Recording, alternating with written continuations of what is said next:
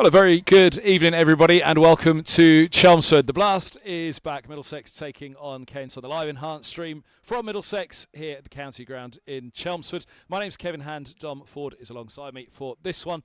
We will be bringing you all the news, all the action in a little while. But first of all, what a change of pace from Lords. A little bit sedate on Monday. It's the crash bang wallop tonight. Absolutely, Kev. The Blast is back. A big change of pace. Nice to be here at Chelmsford, and we've got an exciting game coming up. Definitely too. Going to talk us all the way through that exciting game is the man who has just won the toss and elected to field, Stephen Eskenazi. Stevie Eskenazi, thanks so much for joining us. We're here at Merchant Taylors today. It's always an exciting time of year. The first big white ball session for the whole squad. How they're shaping up ahead of Blast kicking off on Friday in Chelmsford. Yeah, as you said, always super exciting. Obviously, after a good slog of four-day cricket, a really successful period of four-day cricket for the club. So I'm a big believer in momentum, and we've got a big group coming across from that four-day side into Friday's team too. So guys are playing well. The club's got a great buzz about it at the moment, and it's only a short turnaround, but we know that the good cricket we played at the back end of last year's Blast and the good cricket we played at the start of this year should hold us in good stead for the start of this comp. We've kind of built up probably over the last couple of years to this point, Stevie, where we've literally been trying to build ourselves a style of batting where we go at it, we're attacking, we're hard. Kind of really started to reap rewards towards the end of last year. You mentioned those last three games. There were probably two or three others in the campaign that we arguably could and should have won. You must have been pleased with the progress you've seen over that period as captain. Yeah, absolutely. Look, these things take a lot of time. From where we started 2-3 years ago with the experience some of the guys had, I think we managed to put about 850 caps into a group of about 14 or 15 players now. So I guess that building phase is over now, and we saw some really brilliant green shoots last year of what a lot of the guys are capable of individually and collectively. So there's definitely a real sense of excitement going into this campaign. There's probably a greater level of expectation going into this campaign as well. We know that if we play our best cricket now, we're a match for anyone, and I think what last year did from a confidence perspective is going to be massive for us going forward. We went toe-to-toe with the best teams. We won some high quality, intense matches of cricket, and we know that if we can do that for 2, 3, 4 games longer, we give ourselves a really good chance of getting into those knockout games. And I think as a team now and as a mentality, as an attitude, we need to be targeting knockout cricket. And then once we get there, anything can happen. Got some outstanding strikers of the ball in this side. We can see one of them thumping it to all past behind you here. You've got yourself, obviously, Max Holden, Joe Cracknell. You've got some really big hitters there. Then you get towards the middle order, you've got the likes of Lukey Holman, Jack Davies coming in. We've got a really strong batting unit. Ironically, last year it was probably with the ball where we slipped up on a few occasions. Really hit some big scores, but just failed to defend them. Has that been a big focus for us coming into this campaign? Yeah, absolutely. I think that's sort of been the nature of a lot of 2020 competitions around the world over the last 2 years as well. You look at the IPL, some of the scores, some of the striking has just been elite. And probably the bowling has been slow to catch up. I don't know how you necessarily do that. I'm trusting Mertz and Jono and some of the senior guys to come up with a few ideas, and I know how difficult it's been for opposing teams and us too. So there's no doubt we're over the moon with the way we batted last year. We were probably leading the competition in terms of intent, in terms of boundary percentage, in terms of putting teams under pressure. And we just need to find a way to match up with the ball. We've got some nice inclusions. Guys like Henry Brooks coming in, we've got Blakey Cullen back fit, someone like Noah Cornwall's really exciting coming in, playing a big role for us this competition. So we're going to be a different style of attack, a different look attack, and obviously it comes down to execution. So hopefully if we can take the same confidence, the same attitude of being on the front foot with the ball as we do with the bat, then hopefully we can play some entertaining cricket and fundamentally win some games of cricket. Undoubtedly last year, Esky, that run chase down at the Oval, which was truly phenomenal, record-breaking run chase down at the Oval was the highlight of their campaign. What was that game like to play in? Because it was just a special watch for sure. Yeah, the first hour and a half I absolutely hated, and I wanted to go home at the halfway mark really. No, it was incredible, and I think I said after the game, I think every project and every team that's going through a time of transition has a bit of a line in the sand moment and a bit of a marker where they can say, right, this is the time where we come of age and the time where we grow in confidence to go and compete. And I think for us doing it on that stage on TV with that audience and against that opposition is something that has to stick with us over the last year or so and say that we are good enough. And I mean, it's no good if we don't take the momentum from a win like that and build and be even better and stronger, but I have a really good feeling that we'll look back on that performance as something that kick-started a new revolution of what in my opinion is going to be the most successful white ball era of Middlesex history. With the talent we've got, the infrastructure and the investment of time and effort that we're putting in, I wouldn't be surprised if the next 3 to 5 years are some of the most fun to watch, first and foremost, which I think is really important, and a really good time to be a supporter of the club in this form. Sounds good to me. You mentioned him earlier. Lewis Deploy obviously joins us this year. He's a genuine world-class talent. We don't bring Lewis in as an overseas player, obviously, albeit he's Hungarian. What will Lewis add to the side? Because he's got some real pedigree in this format. Yeah, I think a sense of calmness and clarity and experience first and foremost. He's played a lot of competitions, SA20, T10, IL20, been in a hell of a form last year for Derbyshire in the Blast and in the 100 too. So I think, what he brings on the field has been evident already in 4-day cricket, but I think what you probably don't see is the conversations that someone like him has with younger batters, younger bowlers. The sort of help he's going to give me out in the field is going to be invaluable too, and we know as a performer and as a batter he's going to win 2 or 3 games on his own. So he joins what's already a formidable batting lineup in my opinion. Guys like Maxie Holden, Joe Cracknell, myself, Ryan Higgins, playing some really good cricket, so we've bolstered there.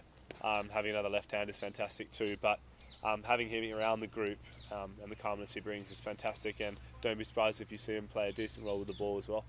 Nice. Last one for me on Essex this coming Friday. All kicks off in Chelmsford. Fond memories last year where we beat Essex there. Of course, it's Kent we're facing on Friday. How much are you looking forward to that one? Yeah, really exciting. Obviously, it's going to be a slightly different feel going there. We're really looking forward to seeing what that brings. As you said, we enjoyed playing out cricket there last year.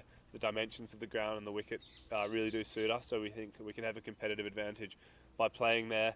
Obviously, we get a look at conditions before we play Essex there on Sunday too, so that's a big bonus. I'd implore fans to come down and get behind us from the start, because we really feel like we've got something special building, and to be able to go and play home grounds at another first-class venue is something the players are really looking forward to. So, yeah, excited to get going, and we'll see you guys there. Brilliant, Esky. Look forward to it. All the very best of luck.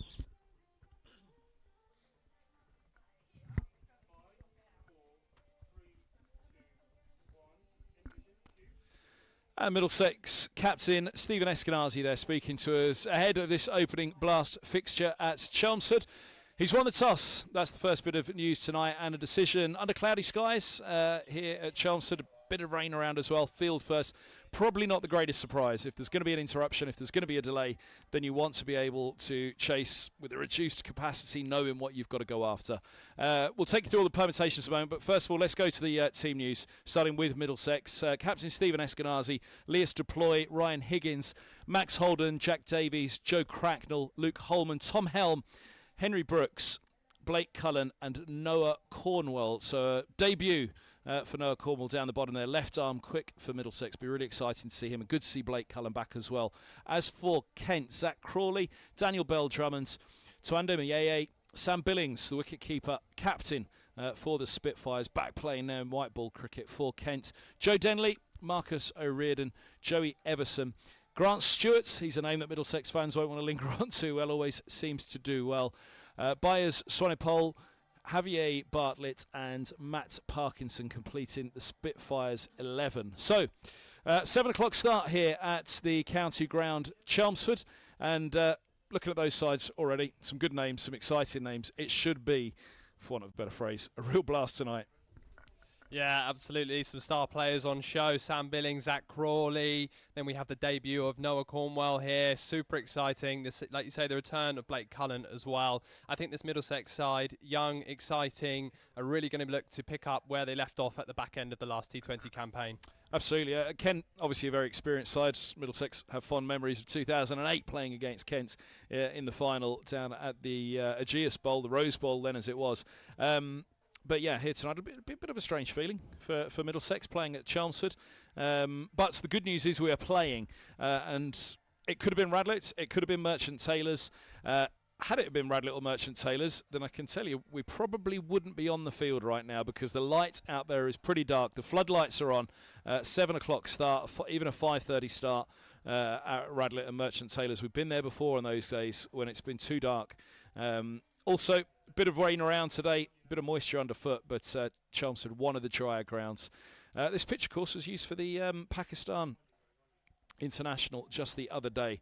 And it will be the one that Middlesex use again on Sunday when they're here, hosted by Essex.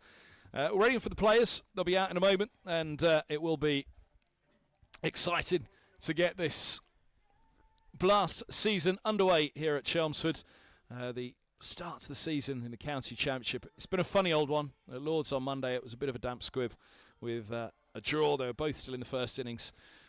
In that match, when hands were shaken, it's a little bit on the chilly side. We're nearly in June, but it's a chilly Friday night, so everybody wrapped up. Look at that. Head steward at Lords down the bottom there.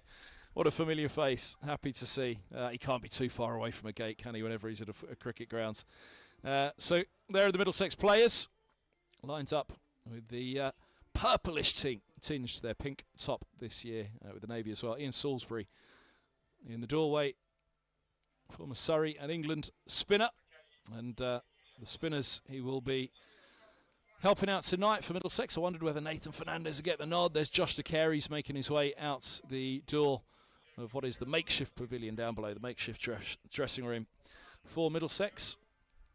But Luke Holman trusted with his spin as well this evening. Lewis Deploy in the background, handing over the captaincy, of course, to Stephen Eskenazi.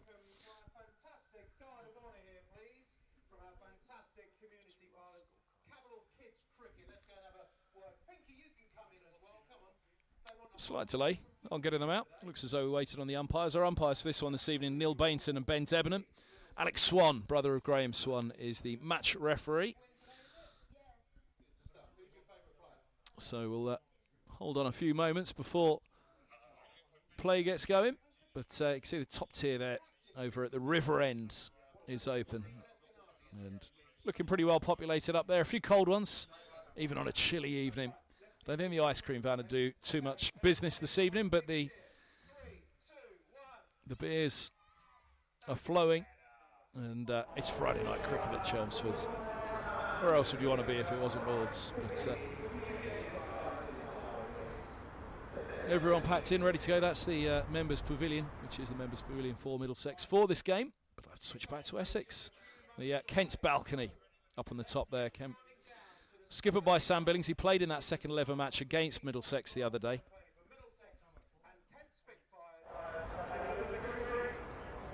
Here goes the countdown then.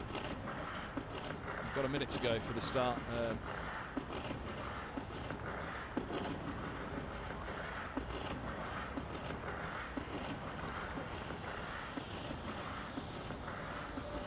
So this pitch, we should add, was used for the Pakistan match the other day, and it's only to be used 3 in a week with Sunday coming up as well.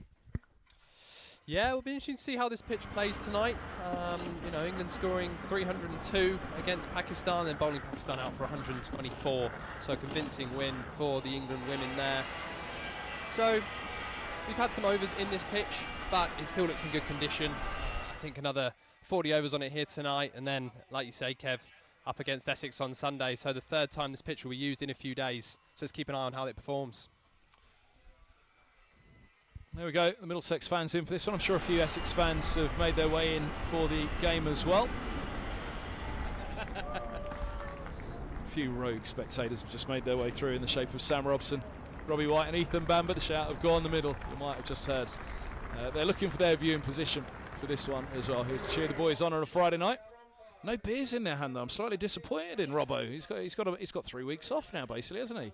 Here we go. The players are out onto the fields for the opening blast fixture of the Middlesex and Kent season. Then, so Middlesex heading out with Stephen Eskenazi,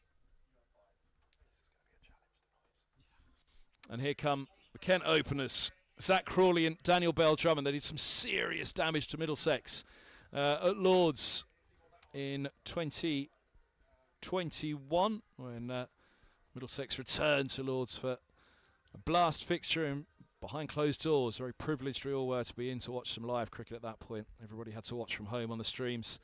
But these two, an experienced pair. One, of course, a vastly experienced England player now. The other, Daniel Bell-Drummond, well, he's always been there or thereabouts for England, but certainly when it comes to Middlesex fixtures, it's been a fierce encounter with those two opening up. It's going to be a crucial start here, and it's going to be a bit of a baptism of fire for Noah Cornwall. He's going to open up from the Hayes close end. Left arm over the wicket. Neil Bainton is the umpire at that end, so he's taking the jumper, getting a set to go. As you can see, that stand behind Noah Cornwall is shut. There's two of the stands on the far side. The Felsted School stand shut for this one, but open the rest of the way around the grounds. The burger ban was open. That was one of the crucial things to spot early on. But there's the Hayes Close area behind Noah Cornwall. The Hayes Close end he's bowling from. So we left arm over the wicket.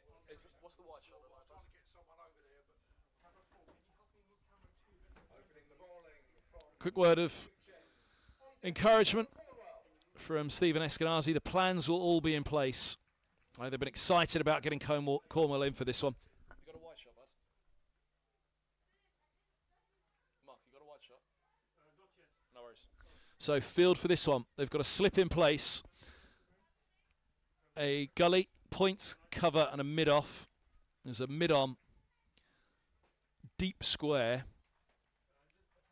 and short fine legs. The fielder that I'm missing must be at deep third. Just trying to see by the dugout down there. Pick him out in a moment. But here's the first ball. Onto the pad, swinging, but down the leg sides. It'll be a leg bye to get the game underway. Bit of shape on that one early on for Cornwall. A great test for Noah Cornwall here on debut for the first team up against Zach Crawley and Daniel Bell-Drummond, two very experienced batters. It's a good start by Cornwall. There's a wide shot of the field for us, so mid-off and mid-on up. And deep point dropping back now for Bell-Drummonds. So you've got a deep square and a deep point, just easing around to deep backward point. Down by the dugout. Clipped away. First runs off the bat, just a gentle single. Strange feeling for both, of course. Virtually an away fixture for both sides. I've had a chance to have a look at this pitch though again. As we were saying, it was used on Wednesday for the Pakistan-England game, and it'll be used again on Sunday, so it's something of a warm-up for Middlesex ahead of the game with Essex.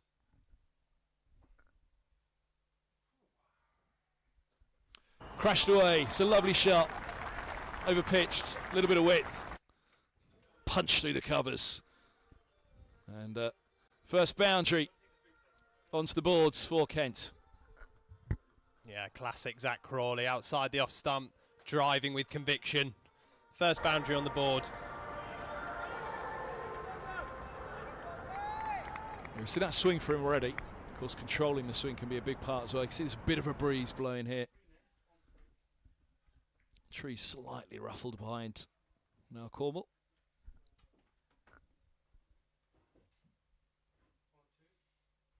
Leg sides. You see he's battling a little bit with that swing at the moment, Cornwall. You've seen one onto the pads, leg bye taken. Swings down the leg side. He's overcompensated outside off and been punished. Middlesex been extremely excited to give Cornwall his debut.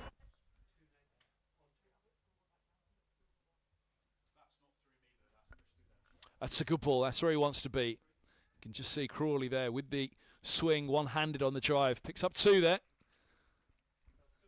Blake Cullen coming around, another man it's good to see back in the sides. But yeah, it was something of a one-handed effort on that occasion.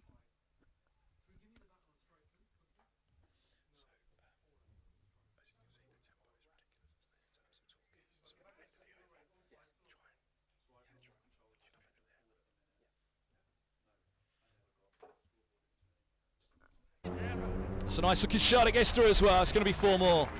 Lovely on drive. That was really all about the batter, where Cornwall offered some width earlier in the over. This was all about the class of Crawley.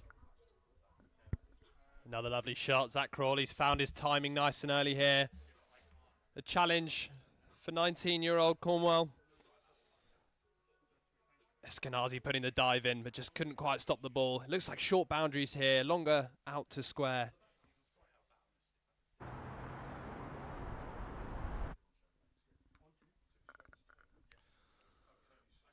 Goes wide again on this occasion. Particularly swung when he's gone wide with the two. Crawley was perhaps looking for a little bit. Missed times as far as deploy. Big signing for Middlesex. Expected to have a big part in the blast, but first of all, it's all about these two. Bell-Drummond and Crawley. Decent start there. A couple of boundaries for Crawley. Kent 13 without loss. It feels like a fresh, new-look bowling lineup for Middlesex as well. I think in the 2023 campaign, certainly batted very well, but struggled in the bowling department. But the addition of Henry Brooks will bolster the strength of this bowling lineup and the exciting left arm of Noah Cornwell. But it'll be Tom Helm to share the opening bowling duties. Yeah, river end for Helm. Fantastic death bowler, just as good at the top.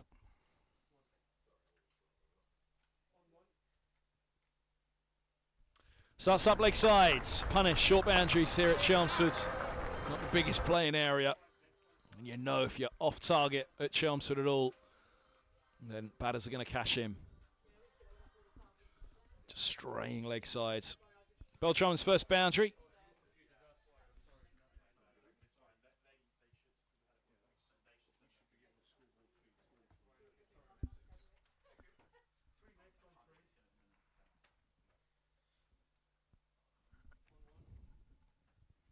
That's where he wants to be. Slip in place, Elias deploy it. Higgins doing the fielding. It's coming in from cover. But you can see them talking it through. Helm will want to try and bowl that heavy length. He's got a deep backward point and a deep mid-wicket, deep square, the two out. So no deep thirds, no long leg, mid-off and mid-on, up inside the power play. So don't expect much towards the toes unless it's specifically a cruncher from Helm. Goes a little bit too full and he's punished. Full and onto the legs. There'll be no catching that. Cullen giving chase. Cracknell goes with him. But the ball goes to the boundary. It's 4 more.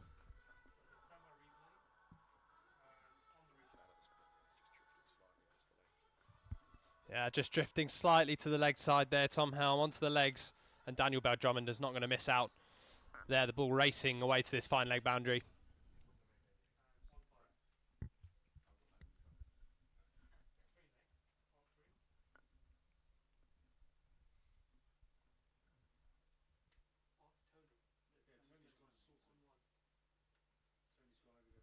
That's better.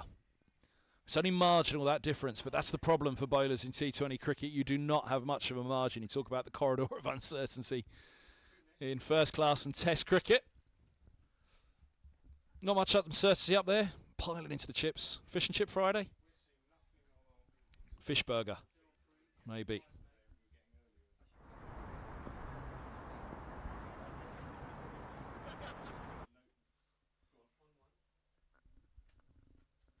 It's just gone leg side again, just a little bit too straight. The length was better there though, which meant Bell-Drummond was watchful. He didn't want to go too hard at it. He saw that one earlier in the over where he got the leading edge all along the floor to Cracknell at cover. On this occasion, just on the back foot, sitting back, but that's key, is the length here, I think, for Helm. That's where he'll be disappointed with that second boundary that just went too straight, too full. Straight's not a problem, but the length at the moment, you'll want to try and say hit off the top of middle and off.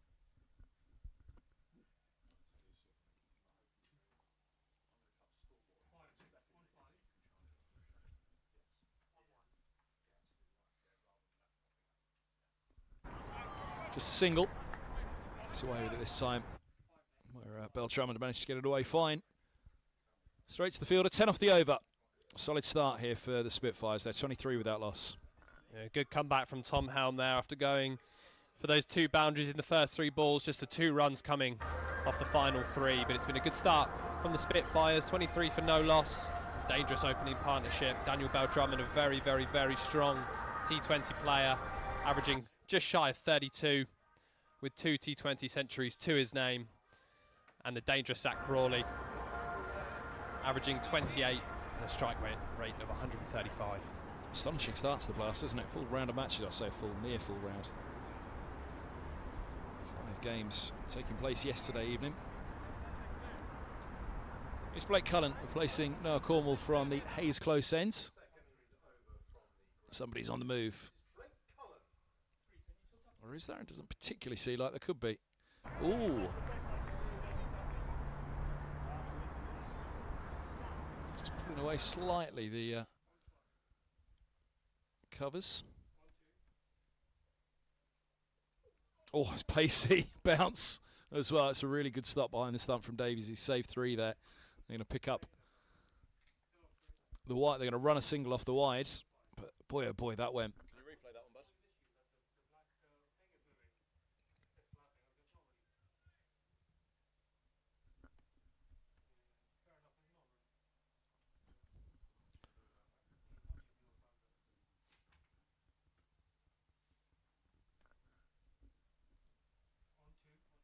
That's better from Cullen and Middlesex. You can see here that not so much interested about mixing it up in the early stages. It's all about a heavy length. Beltramond's pushed back on a few occasions. Let's try and work out square on this pitch. Anything straight down the ground. Flick to leg, down to deep third, straight back over the bowler's head. The shorter boundaries. Try and get the batters to hit to the bigger parts of the ground, which is square of the wicket generally here. Of course, you can be either side of the square, but it's pretty central, this one. There you go. His first 6 of the innings. Beltramond decides to take matters into his own hands and decide what length he wants. Charges Cullen, trying to hit off that length. And that then has to make the bowlers think. There you go, Kev, targeting that short boundary. Great footwork from Beltramond and a clean strike down the ground. First maximum of this blast campaign for the Spitfires. It's tough for the bowlers. It really is. Looks like this ball's going to come on nicely onto the bat, which is what you want from a blasting counter. It means the bowlers are going to have to be right on the spot, and they're going to have to adapt the skills as well. Goes a little bit shorter there. Come at me again, the message from Cullen. A little bit of shape away as well on that one. Just a little bit of a late swing, or was it off the surface? Beltramond comes and prods away to suggest perhaps it was the surface. Did it just seem? Let's have a look at that late. Yeah, just a little bit of bounce, slight movement away, but it's the pace and bounce, and that's what Middlesex will be really enthused about, having Cullen back in this side.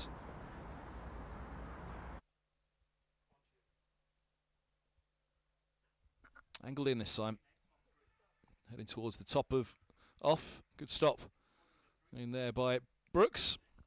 That's the single taken. You say, Kev, Middlesex very enthusiastic about the return of Blake Cullen. Has been hampered by injuries over the past couple of years, but just off the back of a contract extension announcement as well, remaining at the club until 2026.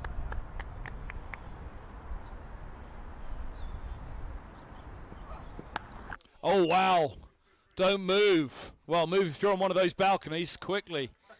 That's a huge shot. I think we might need a new ball for that one.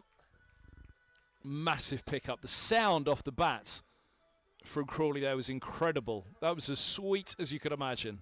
No moving at all. Stand and deliver from Zach Crawley. Very impressive shot, impressive timing. He's looking dangerous here early. That just sat up nicely, and I'm surprised those houses don't have some netting around those windows, to be honest. Yep. It's, well, is that target practice on the top there? No offence to the local constituency. Do you get a bonus if you hit one of those? That was extraordinary from Crawley. I think that both Crawley and Beltramond talked about the bowlers adapting. I think these two have adapted very quickly here. They've worked out what length Middlesex are going to bowl on. Oh, jacks back in. But you can see it again, looking to swing across the line, looking to pick that length. It's not quite the slot, but it's almost baseball. A little bit of chat at the ends for Cullen and Crawley. Oof, could have been nasty, but fortunately rattles around without doing too much damage. There's the Middlesex dugout. Martin Anderson in the middle, Nathan Fernandez to his right. Josh DeCary's in the foregrounds. 3 who missed out on the squad for this one. Here's a man who hasn't missed out, brought in for the ability he will bring to all formats, Henry Brooks. Oh, bumper. Now that's tight. That's tight. Wide signalled. I think fair decision. It was tight though. Just seemed to move. He ducked it. Beltramond. You'd think that the ball was probably going to be in line, but just seemed to move down that leg side. Good stop again by Davies.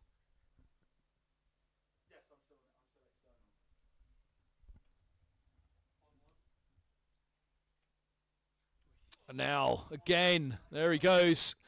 Gets it in front of Cracknell, coming around at deep square to deep mid-wicket. Talked about them being bigger boundaries here, but at the end of the day, if you're hitting, if you're connecting like that, it doesn't matter how big the boundary is. Lovely pick up from Beltramond. It's a long boundary out there, but again, some sweet timing and the ball racing out towards that boundary. Cracknell couldn't quite stop the 4 runs.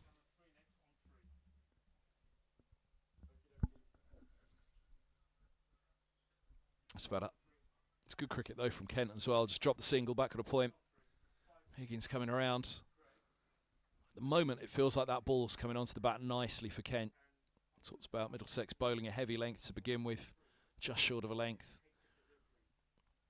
Not allowing the batters to hit down the ground, but where they've adapted, as we've seen now, 3 shots in probably the last 4 or 5 deliveries, they're happy to pick up off that length. It's not in the sweet spot in the slot, but it's a sweet spot that they can hit across the line, trust the bounce and pace of this pitch, crucially. And goes again. It's just a pick-up shot. Middlesex are going to have to think about this. Kent's are getting the feel of it. Extraordinary run rate here, extraordinary start. Crawley and Bell-Drummond are a dangerous, dangerous pair. Middlesex's ploy at the moment, just back of a length, try and make them hit to the big boundaries either side. Well, at the moment, Bell-Drummond and Crawley are starting to pick them off.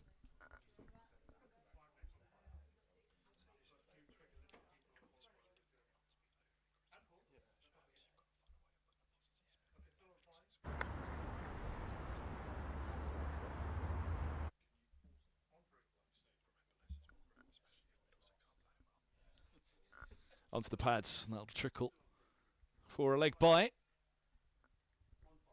Yeah, good change up from Henry Brooks there. The slower ball. It just looks like some of those balls just sitting up nicely in the pitch when they are on that shorter length. And Crawley and Bell-Drummond have been very quick to dispatch anything in their zone. Good change up from Henry Brooks with that slower ball.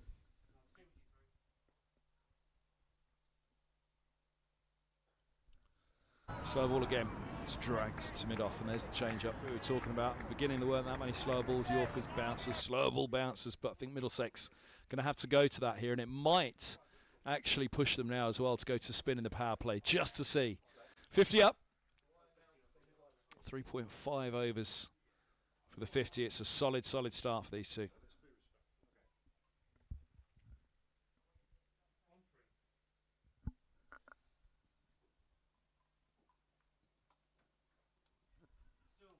Slow ball again, and as a result, it's only a single to short, fine leg. End of the over. 14 off the over, and 50 coming up. There was the leg bye. Apologies, they didn't run the wide at the beginning. I'm mixing up with the passed over, so 1 less off that. Brooks going for 12, but then 13 with the leg bye also. Just looking back to that game very quickly in 2021. So Zach Crawley hit 31 off 19, 33 minutes the partnership was, but it was destructive. 3 4s, 2 6s, strike rate of 163. Bell-Drummond hit 72 off 32, the strike rate of 225. 8 4s, 4 6s. Here's Helm again. Ooh, it's just taking a bit of the pad, and it'll get through. It was the pad that did for Davies. It's caused the bounce. Leg bye signalled. Frustration for Middlesex. More joy for this opening pair. Just strayed. And Davies tried to scoop it away. Couldn't manage to do so. Yeah, that opening stand was 89 after 6.5 overs. It was really brutal power hitting. If memory serves, that was a hybrid pitch, one of the first times, if not the first, that Middlesex had played in a hybrid at Lord's. Away again. Well, these two are playing with some freedom now. Middlesex are going to have to find a way to control them, rein them in, come up with a response, because this start now is blistering from Crawley and Bell-Drummond. More than shades of 2021 at Lord's. It's almost a carbon copy at the moment. Yeah, rapid start here for these two. Oh, yeah, the run rate of 13.5 and over. Helm just straying a little straight again. And Zach Crawley getting that down to fine leg.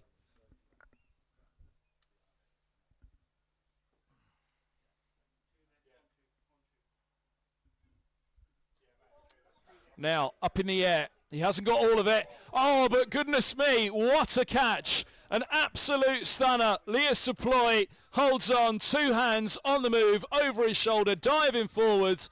He had no right to take that catch.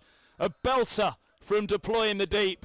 Crawley won't quite believe it. He thought he might have got away with that one. All the sweet shots that he'd struck on this occasion, didn't quite get all of it, but he'd have thought he was safe. Look at this. Oh, what a catch. What a tumble. What a grab. What a moment. Middlesex needed it. Deploy comes up with the goods. Yeah, blast debut for Lewis Deploy today in a Middlesex shirt, and great way to announce himself on tonight. We'll be hoping for some runs with the bat, maybe some wickets with the ball, but that's a fantastic catch and a much, much needed wicket for Middlesex.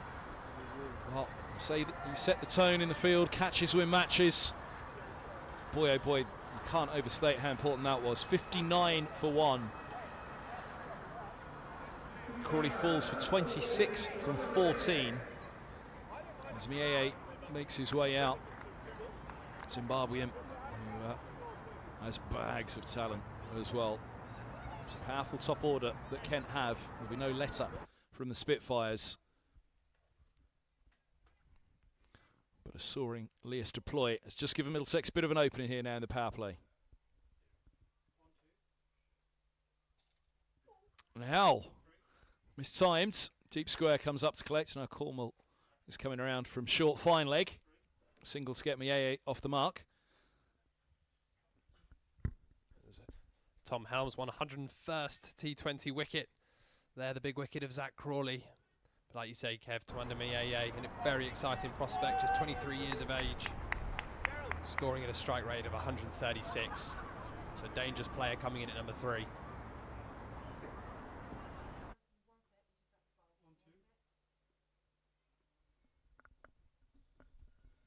Step across from Beltram. He's got himself into position there early. Had a ploy, got across. You got to replay that one, Bob? Having got there, he knew that he was pinned in front. He just had to get bass on it. There was no swinging at that one. There was no looking for any shot. If he missed on that, he'd have been absolutely plumb. There's a little shot. Gets in line early. And then at that point, he knew, yep, got to get bad on that.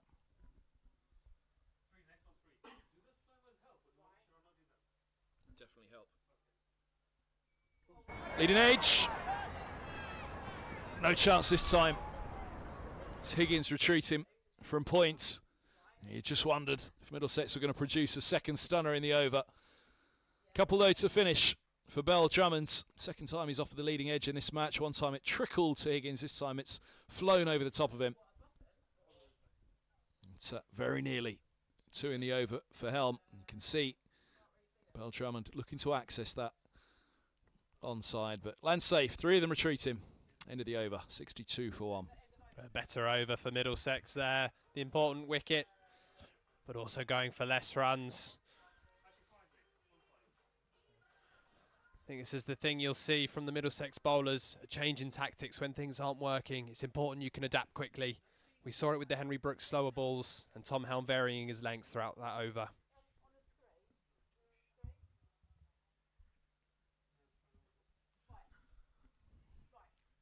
Top ball. Start the new over from Brooks.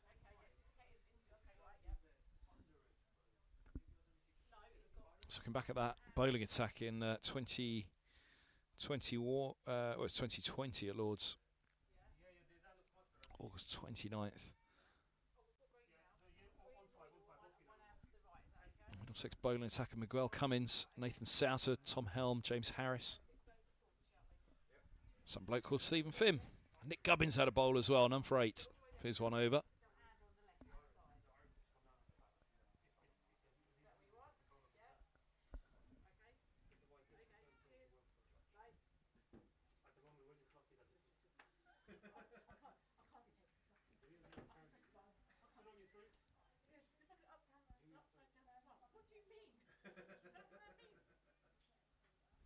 That's a sweet pickup. 2 set back. Still in the power play, they've gone with the deep square and the deep mid-wicket. And looking to go short of a length and straight. Good start to this second over from Henry Brooks. Just the 1 run from the first 3 balls. Still just 24 years of age, but he adds a lot of experience in the shorter format for Middlesex.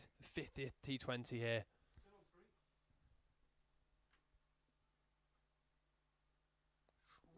Ouch. Pinned by that one, Bell Drummond. A nod to say he was okay. He wore it on the shoulder rather than the helmet, so there won't be the need for the obligatory concussion check. Just pain. Might want the physio out for the painkillers. He's got himself into a bad position on this. Steps away, looks to give himself room. Brooks follows him. Nice feeling for the bowler, not so much for the batter. You can imagine that top hand now from that left shoulder will be gripping the bat hard right now. Well, he uses a lot of bottom hand in response, and that's 6 more into the lower tier at the river end. The Stratlister Cooks end as it's been renamed now. Not far off dumping them into the river at that end, though. That one was just a simple swing. Didn't go too hard at it. You mentioned those short boundaries again. It's going to be a target for the batters tonight. We're going to see plenty of 6s straight down the ground. Good comeback from Bell Drummond. What does Henry Brooks have in reply here?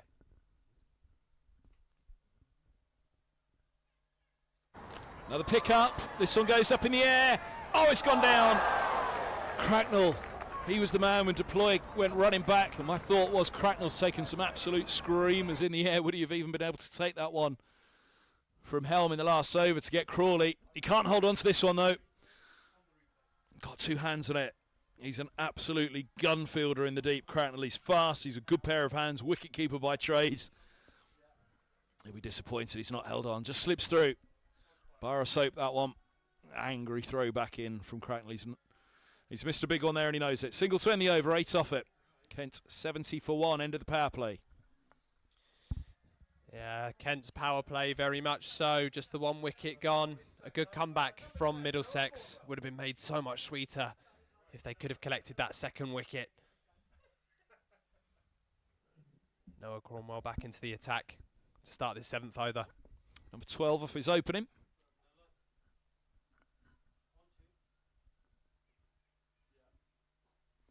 Block hole delivery to start up. Comes around the wicket here. To Bell Drummond. Hayes close end again for Cornwall, where he started at the beginning of the match. Burger Van doing good business today. A few of the other outlets open, so it's burgers all round.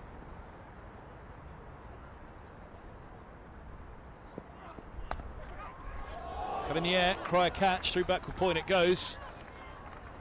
Oh, mind your ankles.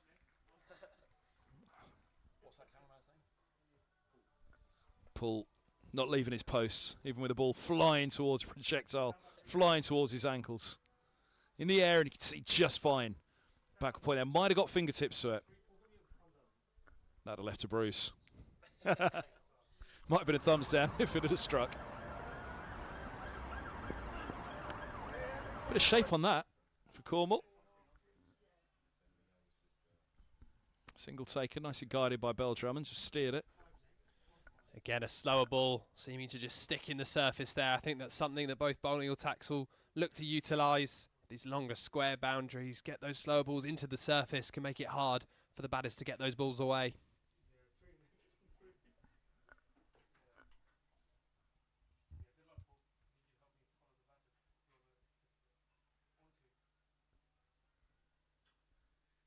Punched and pierces the offside as well. Holman's the sweeper, just the single.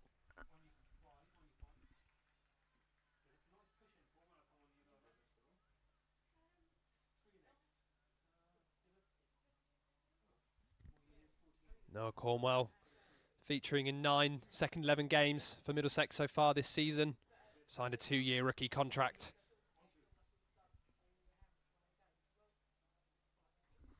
Slow ball bouncer, swatted by Bell Drummond. It's a single deploy in the deep. And he took the stunner to get rid of Zach Crawley. A bit of disbelief from Crawley. There was certainly disbelief from me. I did not think that that was going to be a catch. Even when he got his hands to it, I thought he's not holding on to that. Stunning effort.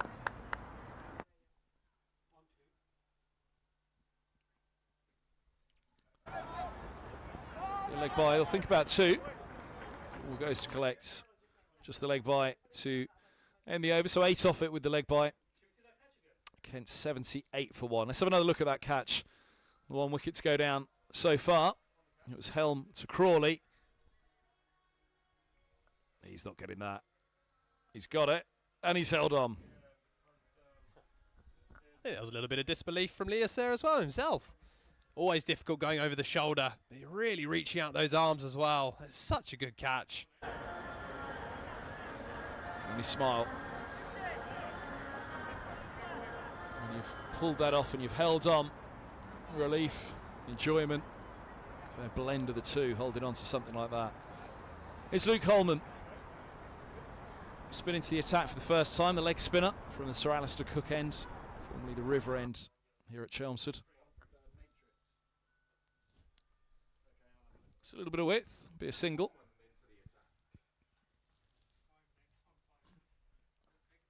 Max Holden doing the fielding there, sweeping up on the boundary. Have you got a wide shot, bud? You got a wide shot, bud? Might be too late. Deep cover. Go again with the wide shot, please. Deep cover's back. So too, long off and long on. Deep mid-wicket and deep square. Pretty orthodox then for the spinner.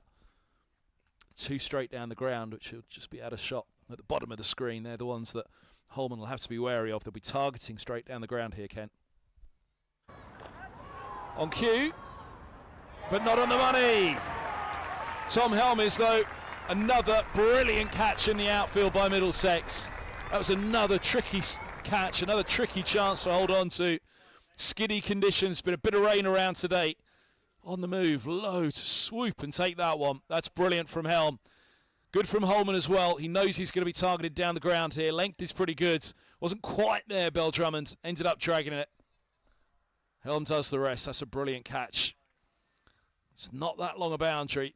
Bell Drummond backed himself. Get the pitch. Gets the pitch. Get over the fielder. Helm with a stunner in the deep. Two openers are gone. 79 for 2. Cometh the hour. Cometh the man. Top Billings. Sam Billings is heading in at number 4. The white ball skipper for the Spitfires now. He's done with red ball. He's done with first class. It's all about the white ball action. He'll be determined. He's going to win under his belt in this one. Vastly experienced Sam Billings. Key player in T20 cricket all across the world. 32 years of age. Coming to the crease with a batting average of 23, but over 300 T20 matches.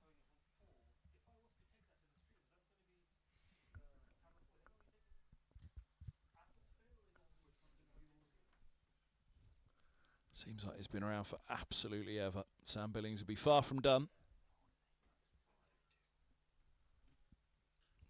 Oh, it could be done first ball here. Another chance for Helm and another screamer. Oh, that's up there. That's up there. He had to go a long, long way to get his hands underneath that. Diving forwards. They're the most difficult ones you can take. Oh, and you can see it's done some damage there as well for Helm on his left hand, but boy, oh boy. Middlesex have taken some absolute screamers so far. He wasn't far off the pitch, but again dragged to Helm. Oh, tumble forward. It was right underneath him. I mean, that's 50-50. That's either going underneath you and going for 4, or it's going underneath you and bouncing up and taking the chin. It's a nasty one, but Helm, brave and rewarded for his bravery as well. This angle will give us a really good look.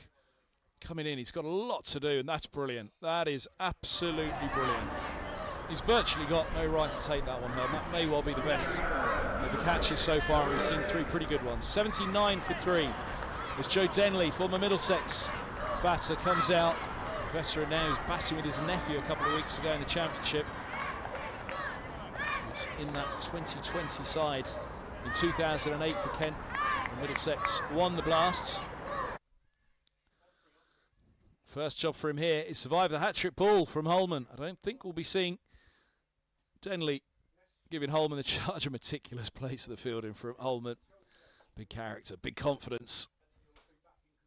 Hat-trick balls bumped away into the offside. One for the crowds. Eskenazi comes around to collect, just dabbed by Denley.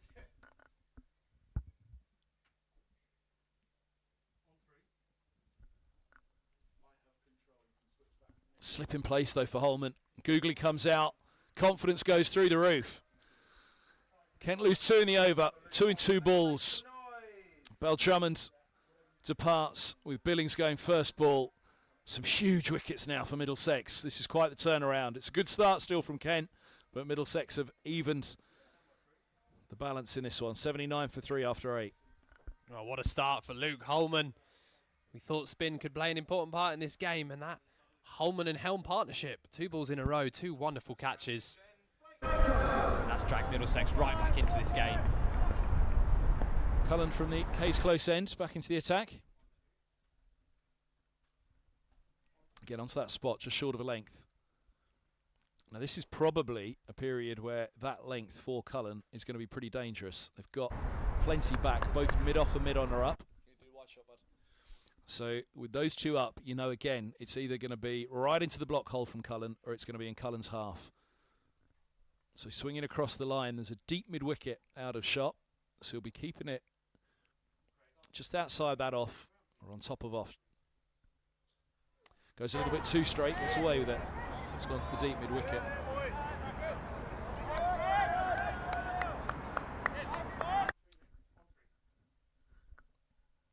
Yeah, they dropped back long off as well. In fact, it's long on for the left-hander, Mieye. Looks as though they're going to go... Oh, my apologies, they haven't. They're both up at the moment.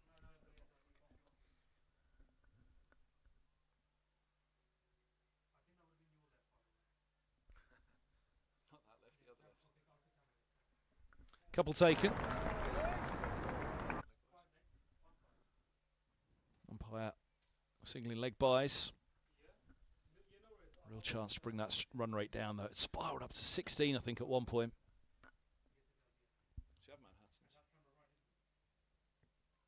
Do you have Manhattans, Mark? Oh, onto the hip. Swing and a miss. Good from Cullen again. There's his length.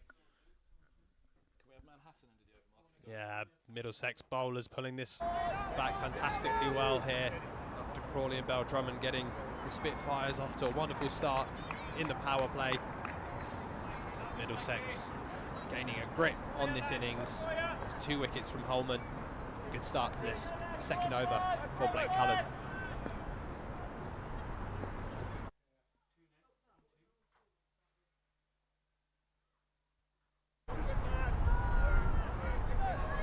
Looking for 2, back they'll come. By 6 to 2 in the deep. Good arm from Cornwall. Pretty flat, low trajectory.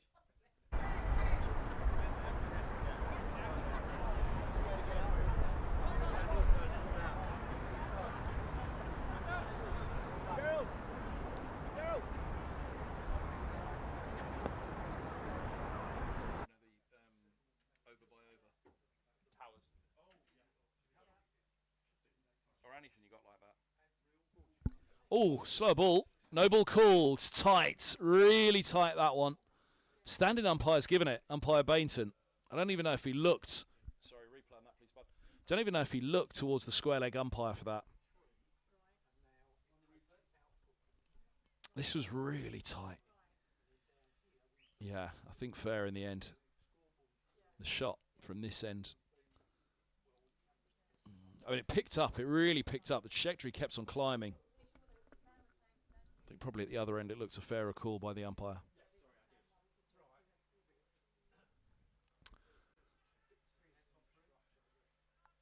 Just the leg by to end the over.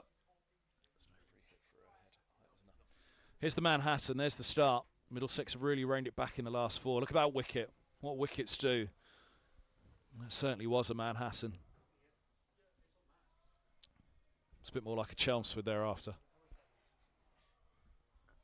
Well, mini Manhattan, that's next to the oval now, isn't it? Mini Manhattan. The proper Manhattan on the left and mini Manhattan on the right. That's what Middlesex want to see. Drag it down in those last 4, and yeah, that run rate just below 10 now. Middlesex will really want to get that one down. 88 for 3 after 9.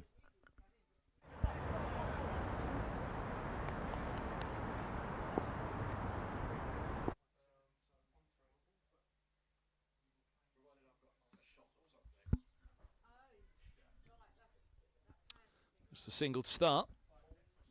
This could be a good couple of overs here for Holman. 2 for 2 from 1 over, an outstanding start. It could be an innings and a match-changing start from Holman, that over. How can he follow it up here? Kent or no, they just need to buy a couple of overs, just need to steady themselves once more. All of Denley's experience, he won't be unnerved by this. By the prospect of taking out a couple, consolidate in the middle. He'd know, though, that 89 for 5 now would be a real mess for Kent. That's dropped short. And it's punished. Placed nicely to the dugout. Just dragged it down, Holman. Denley makes no mistake. Yeah, he picked that up very well. There is Joe Denley.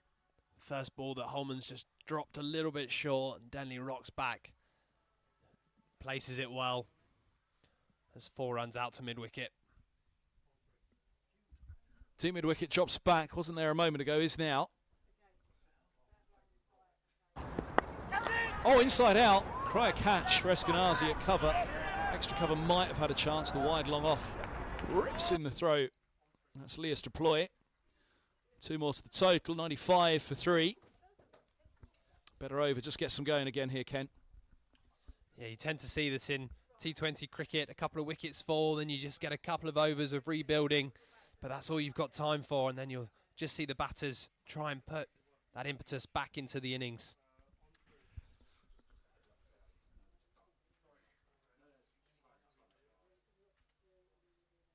We're doing a duffer bet or anything at the 10 over mark?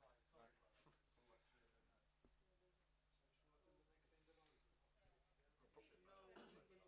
Just not loaded? It's all right. Yeah. Fine use of the word.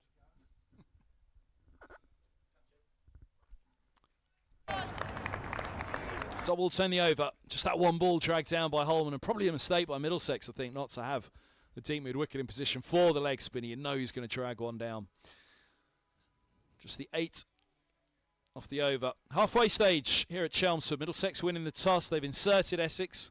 Threat of rain hanging around. There's some grey skies. You can see the hoodies are up. It's a cold evening. Former Middlesex 2020 winning coach in the background there. Look at him, Toby Radford. I haven't seen him yet. With the beanie and the glasses on, the notepad at hand. Matthew Walker in the foreground on the coaching staff. Regular on the mic. If I'd have thought of it, would have been dragging him up here. Former West Indies batting coach as well, Toby Radford.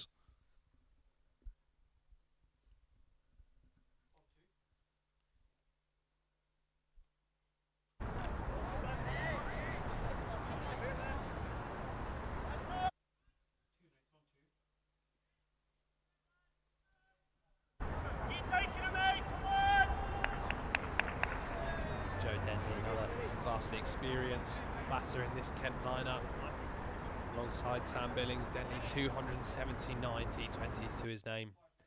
It's a very experienced middle order.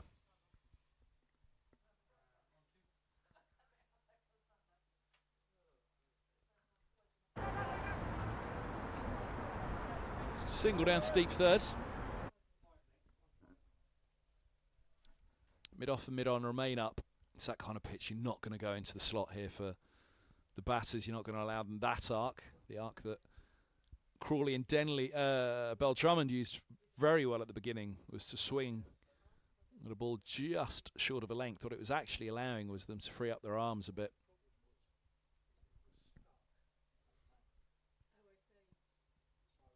Oh, wow. Now, hold on a minute. We've not seen anything like that tonight. 11th over.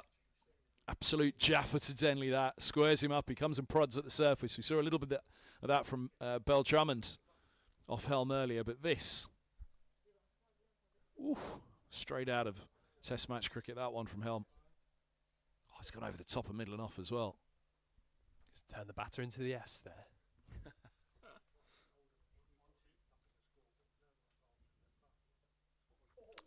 It's good from Helm. Denley uses his feet. Helm goes full. Don't know if Helm saw him come in there. Let's see what that first movement was from Denley. Helm Helm fires it in at those toes, which goes down the leg side then.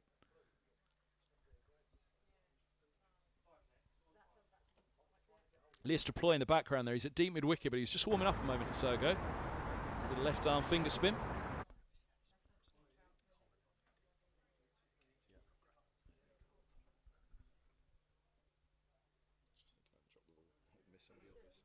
Oh, wide signal, slow ball from Helm. Just drags it down. Have you got that dugout shot again, mate, or is it gone? Don't worry if it has.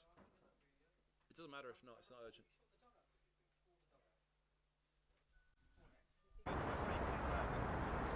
There would have been the other two spin options, Nathan Fernandez and Josh DeCary's on the right. Middlesex dugout.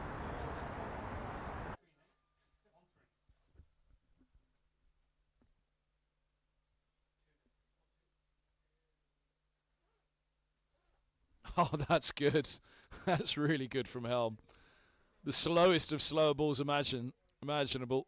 And Denley, as he got a little smile on his face at the end, he's done well to adapt and just take that single away. Just makes the little signal as well.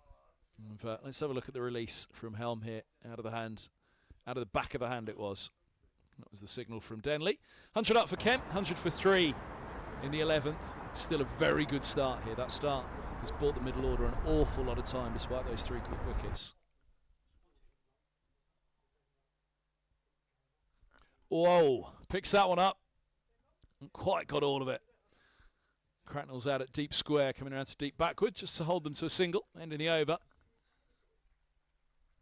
5 off it with the wides. Good one from Helm. Economy is 7 from him now. 101 for 3 here after 11. I'm Kevin Hans. Tom Ford's alongside me on the mic for this one. A very, very good start for Kent here at Chelmsford this evening, but it's Middlesex who have fought back with those 3 wickets. Holman in particular has made a big, big impact here. Yeah, the introduction of Luke Holman, a bit of spin, getting the batters to play, looking at that short boundary. Those 2 wickets, 2 great catches from Tom Helm. Obviously the introduction of Lears Deploy took that first great catch of the match. Let's see if he can have an impact with ball in hand. Well, first game of the season against Glamorgan in the Championship. Here he goes. Low full toss to start.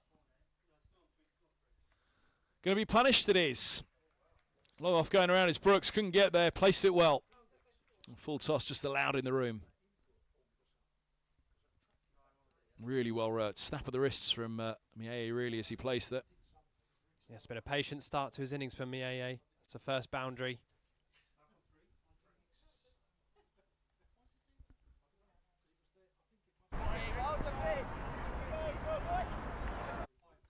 Yeah, deploy that first game of the season, a Kookaburra game at Lords against Glamorgan. Really managed to get some turn on that. Mason Crane didn't play in that game for Glamorgan, which I think Glamorgan reflected and admitted in hindsight was a mistake. But it was deploy, he managed to get a few of them to rag. Oh, he came to it, he didn't get to it, but a fine edge will bring 4 for Kent. Little shuffle, little charge, but he was well inside that one. Stumping was very much in play, but the edge saves Denley in the end.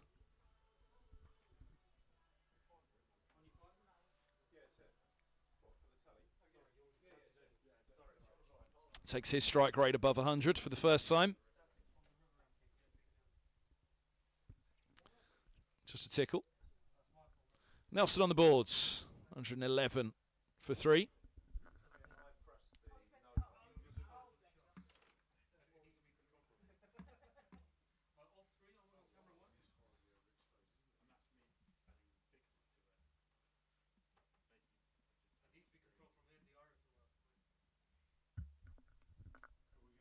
Little paddle. Oh, it's a fine stop. Really good one-handed stop from Blake Cullen. Former Hampton School in West London. He and Toby Rowland-Jones both attended Hampton.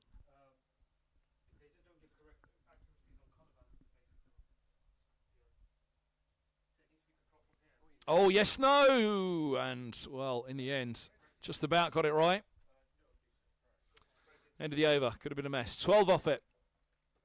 Better over for Kent. Gets them going again. Full toss, first ball helped. 113 for 3 after 12.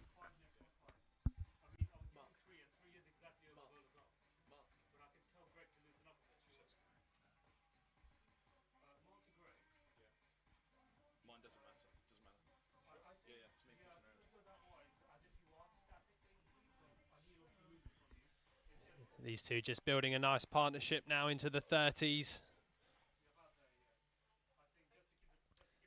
Kent will be hoping these two can continue for another couple of overs to allow that lower middle order, those power hitters, to come in and finish the innings strong for Kent. Henry Brooks back into the attack.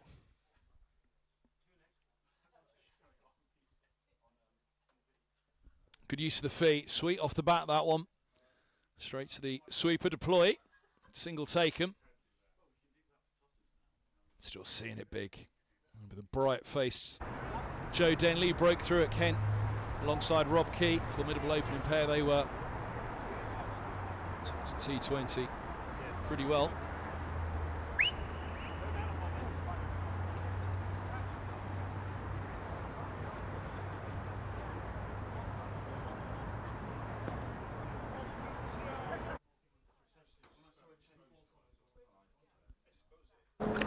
Chipped, safe, and it might go all the way. A slide from Holman. Taken two. It's worked up into the offside. Two of them. Can he pan into us? Yes, please. Spotted a fella in a Middlesex top.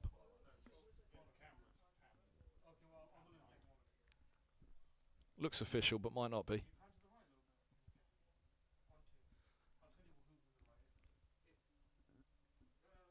Oh, a ramp. It's going to be four. Got down early. Mieye got across, got down. Got a great contact with that as well. His strike rate moves above 100. Kent's a motoring again.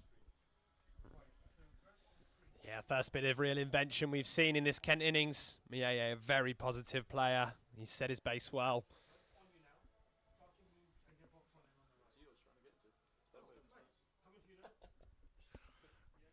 Yeah, fella, he was loitering around the back of the box. Middlesex top, glasses, trying to look official. There he is.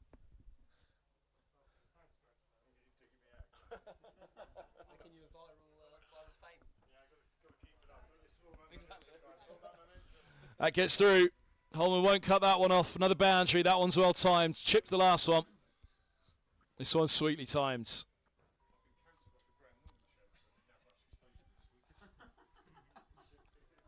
Spitfires are motoring at Chelmsford.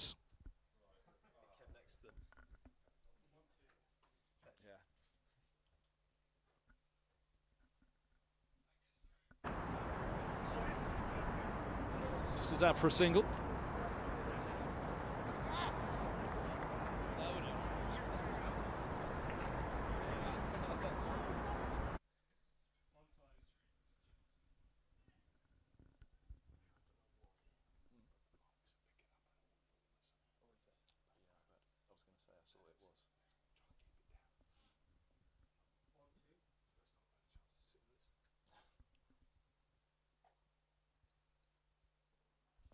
Slight delay out there.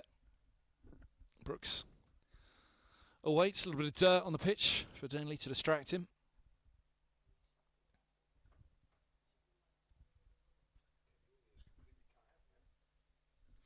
Right up there, it's driven away out to the deep point boundary. He's going to get round. Single is taken. 126 for 3.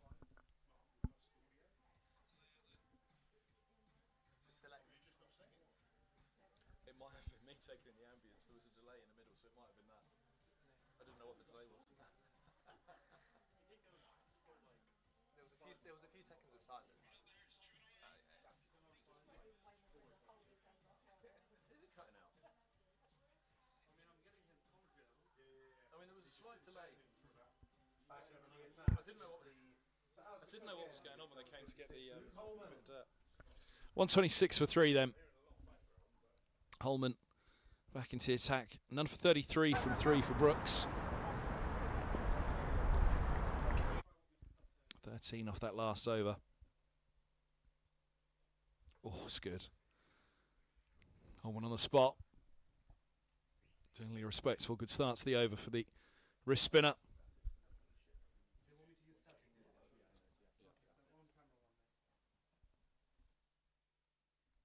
Uses his feet to this one, doesn't get there, but equally doesn't get enough of it. Helm won't get around to take another stunner. Looks at the toe end of the bat. Nearly that combination again, Holman and Helm. Luke Holman spearheading the attack for the spinners for Middlesex, taking 11 wickets in last year's campaign, and he started well here. 2 overs and 2 balls, 2 for 10. Oh, it goes up in the air again. Chance for catch and holding on. Cracknell up and under in celebration. The AA falls for 29. Put one down earlier. He was disappointed with himself, Cracknell. Very unlikely that Joe Cracknell was going to drop 2 like that. A drop for Moyoe. He'd have wished that Cracknell dropped his. Middlesex have a 4th wicket just at the point when Kent were really starting to go through the gears again.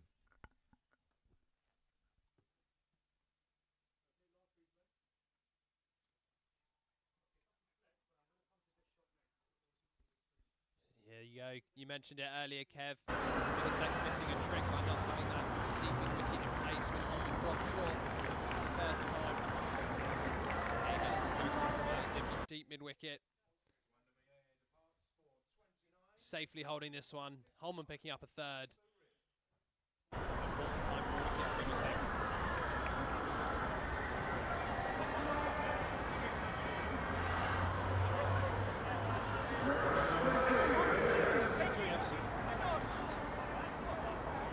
Six for Kent.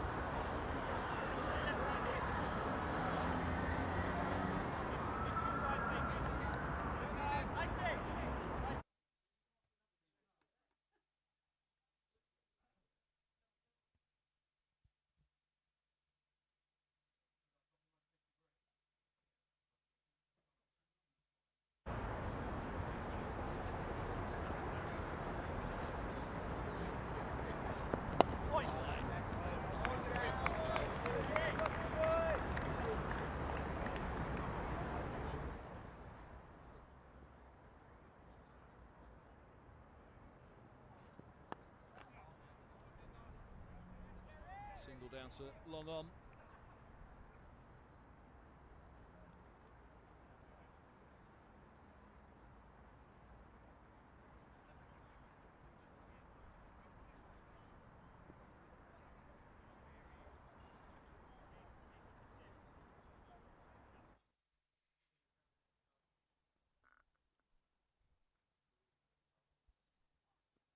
Use of the feet, good from Denley. Wasn't quite there, but he's adapted it. He's dragged the single out to Cracknell. He needs to steer this now, you'd have thought, Denley. Everson's probably got a little bit of freedom to go after it. Still to come, O'Riordan, Grant Stewart. Middlesex fans really don't need much of an introduction as to what he can do.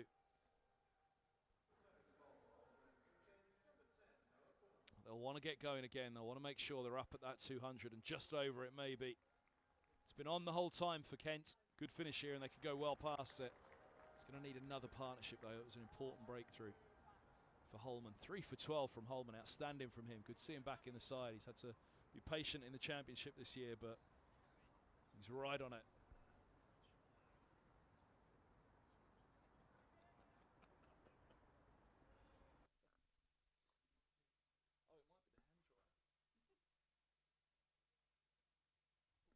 Swing and a miss. Just inside the markers.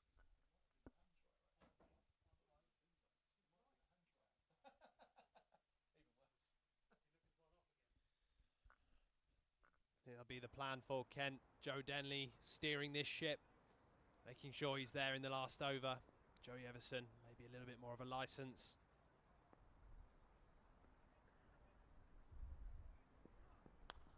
Oh, that slapped hard. And to get his feet out of the way of that one, Denley's connected. Cornwall, fortunately, didn't make any connection with his boot. A lovely shot from Denley. He's going to steer the ship and be there at the end, but he'll still be positive. Beautiful shot down the ground. Just giving himself a bit of room.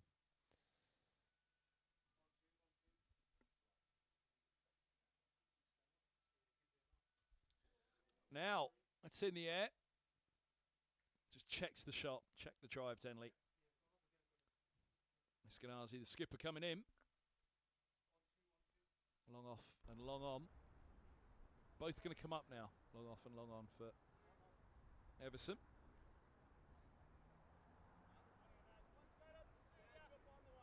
So go back to a shorter length here with the two up inside the fields, up inside the circle, straight.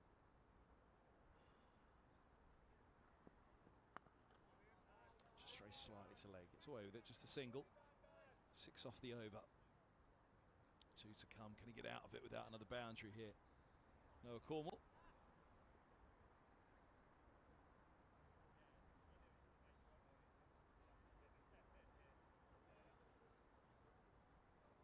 Again, back they go. Long off and long on. Head back for Denley. So Middlesex know their man. Going around the wicket and going towards the block hole here then. A little bit too much width. Gets away with it. Here comes Eskenazi.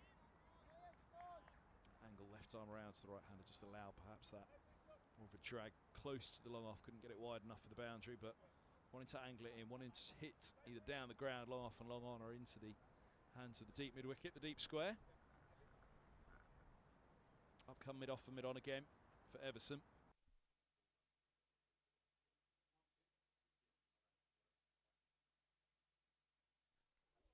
Oh, that's up in the air.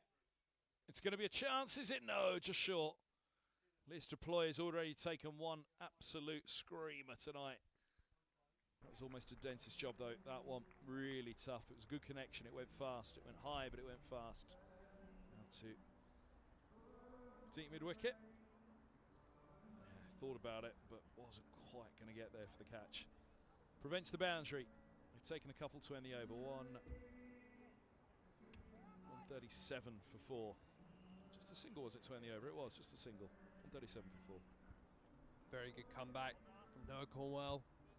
After taking a little bit of tapping that first over, he's come back well in his second and third. Varying his length, varying his pace, making it difficult to get away.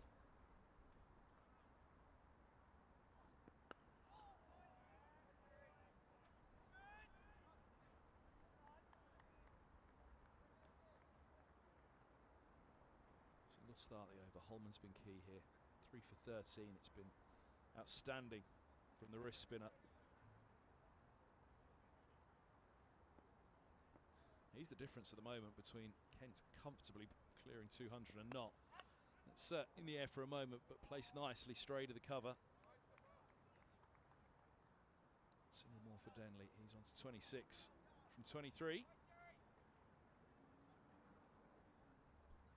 Denley goes to 50. There's a good chance the Spitfires fly past 200, but a couple of wickets and they could come up well short here.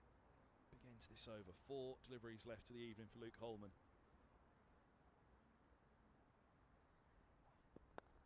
Up in the air, fielder under it, but it's gone all the way into the groundsman's hut. Just past that green tractor. Ploy was lining it up. It was a sweet enough contact down the ground. First 6 for Everson.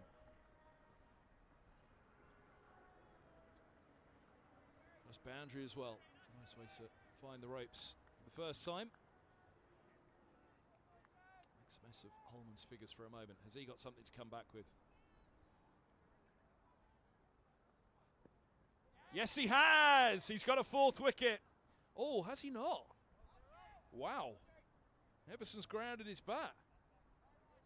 Gee, he's done well to get his bat back there. Umpire Bainton comes and replaces the bails.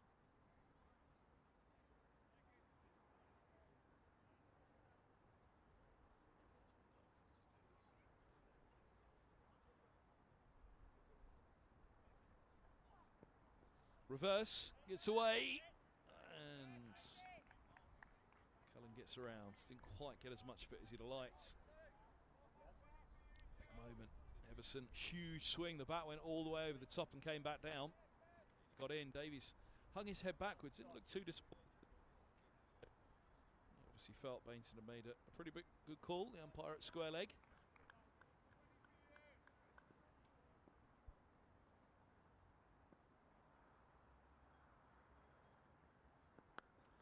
Uses his feet this time, Denley, to very good effect, and that might be the biggest yet.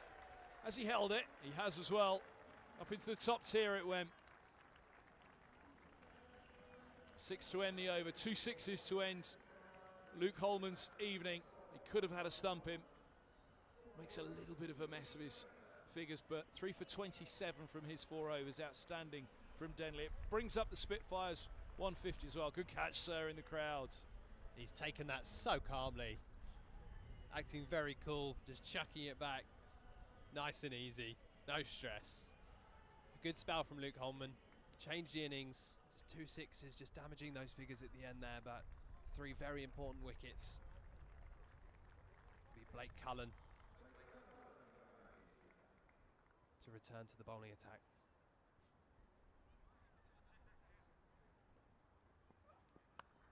Short ball. Pulled away in front of point. Sliding stop. They'll get back for 2. Tag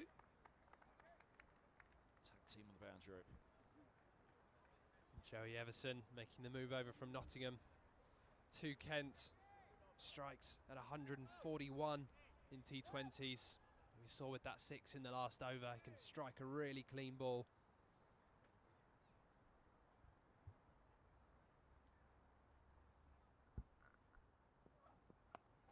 Leading edge, chance. Ah, and he's got it.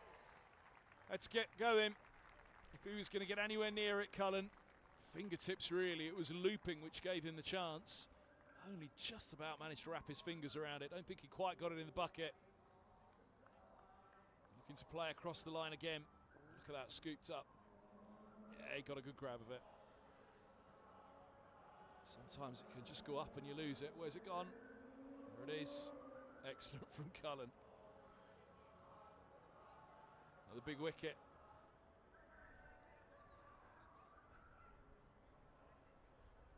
Everson departs. Nearly went in the last over. The stumping chance. Didn't take too much longer to go. So Reardon heads in.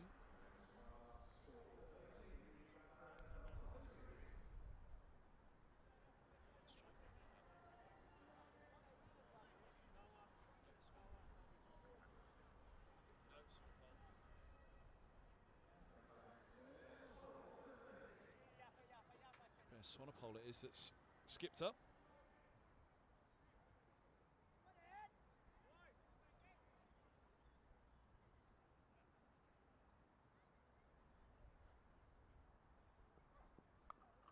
Oh, up in the air, but goodness me, given the treatment, point is up, and that was over point. Swanepoel wasted no time to get in on the action. Off the mark, first ball with the boundary. Yeah, South African overseas for Kent this season, 26-year-old Swanepoel strikes it just shy of 160 in the T20s. A very aggressive batter.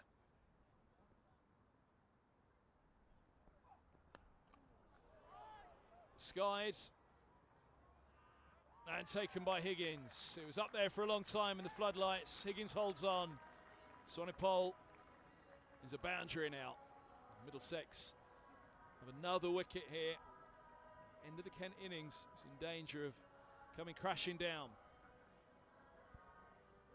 Hold his nerve very well here, Blake Cullen. Good length delivery. Swanepoel with a license to thrill could only sky that one up. Ryan Higgins taking a good catch under the grey skies.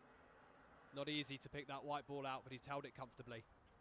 Well, it is a licence to thrill, a licence to swing here for Kent at the end, but they've just got to be a little bit careful now. It's always the danger, isn't it? 6 down. This time it is O'Riordan who heads out.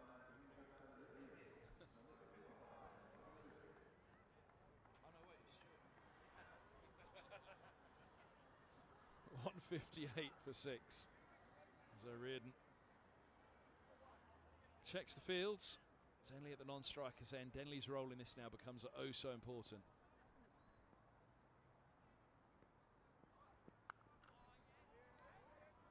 Smashes a single.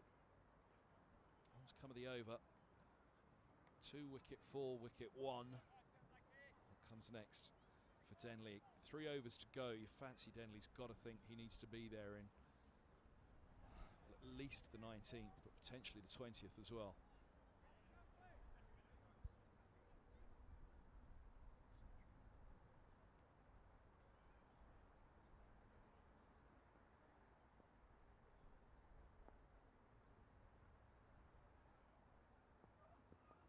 Went early, Denley, knew what he was looking for, and he gets it away. 4 to end the over. 11 off it, but 2 wickets for Cullen crucially, which will slow Kent here. Denley was positive. He went early with his intent, knew exactly what he was going to do, exactly what he was going for, and he pulls it off beautifully. Soars over the keeper.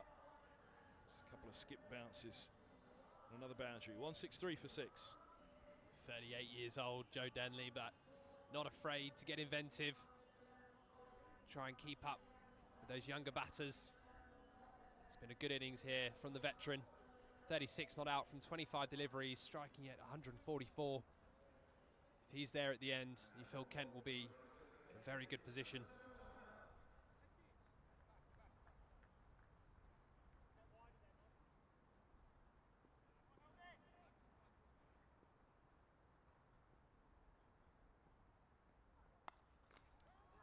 Swung hard.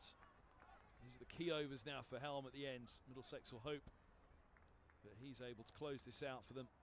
And Reardon gets a couple. Immediately gets his strike rate over 100. Helm 3 down already, which is interesting for Middlesex at this stage. Usually have a couple back for him.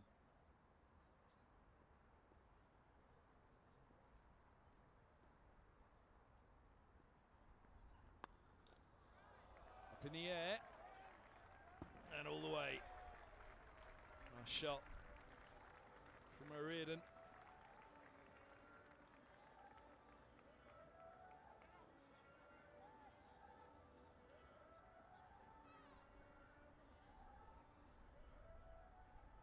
He's giving himself room. Mid-off up, knowing what he was doing. Giving himself that arc to hit over the fielder. No matter where that ball was, it was only going to go one way, and that was over mid-off.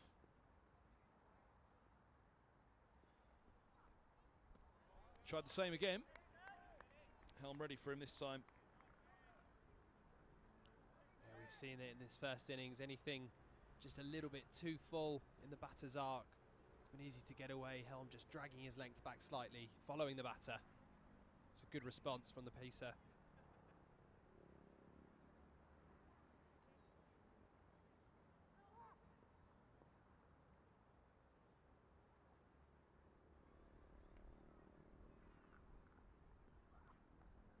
Slower ball. That's a great response from O'Riordan. Got in position early. Slower ball responded. O'Riordan adapted. Excellent execution. Slower ball, you can get yourself in real trouble there and just scoop it to the short fine leg. 13 from 5. It's a brilliant start for O'Riordan.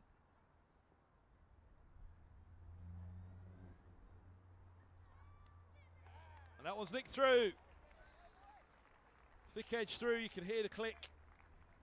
O'Riordan, 13 from 6. It's a cameo, it's a good one though. It's done some damage, it's got that strike rate up to 200 again. For a Kent batter, had a solid start here. How good's this finish going to be? Helm's going to finish with a wicket.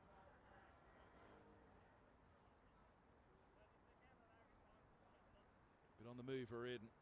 Helm responded well, didn't even celebrate that one. Did some damage in the over though with 12 before the wicket. Still one to come. Grant Stewart,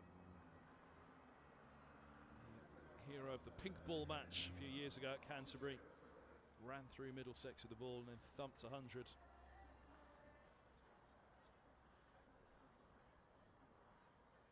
Still the only time he's hit a first-class century.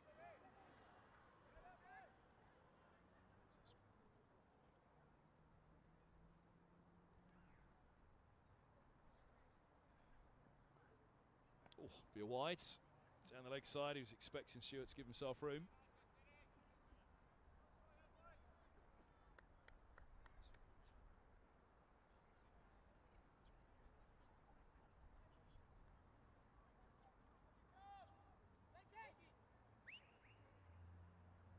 Fine leg, just being brought up into the ring.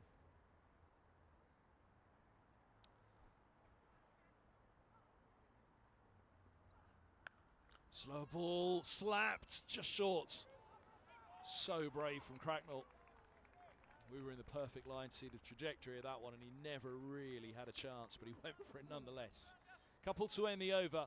Good over from Kent in terms of the number of runs. Helm ends with a wicket though, as he picks up O'Riordan. 2 for 37 off his 4 overs for Helm. Good from him. He's not going to be one of the death bowlers for once though. 19 and 20 are going to have to go to 2 of Cullen, Brooks and Cornwall. It's going to be Brooks first up to bowl the 19th. Denley 36, Stewart 2.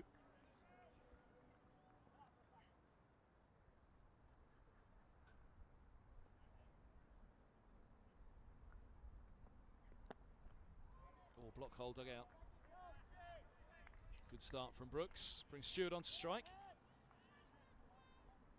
Yeah, Grant Stewart, 64 T20s to his name. Strong all-rounder, averaging 19 with the bat, but a strike rate of 149 with 350s to his name. Good opportunity for Stewart to come and add some late runs to this innings and help Kent up towards that 200 mark.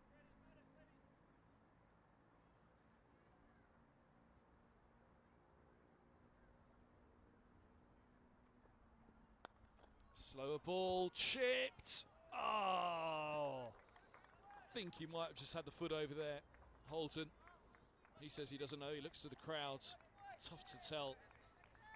And we were in line for that one as well. It was really tough to tell. He got a hand to it, and then threw it back in, but did that back foot land just before he managed to get it back in? There's the grab and the throw. Ooh, I think that foot's over. Hard to know for Holden. It's an extraordinary effort from Holden. He's held onto that catch and just released the ball.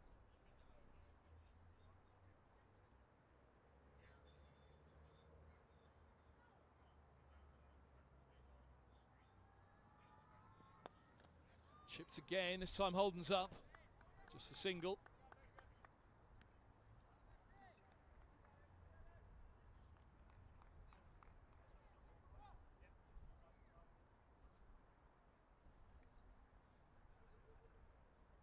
Just 9 deliveries left in this Kent innings. Middlesex want to keep this down as much as they can.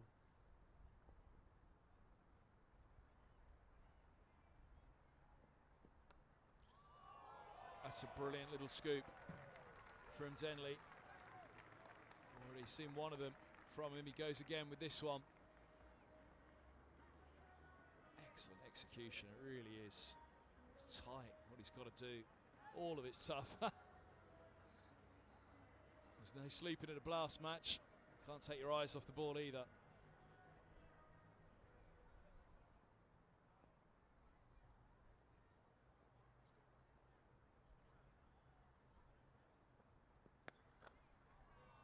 Slapped hard down the ground, another boundary. Holden can't get there.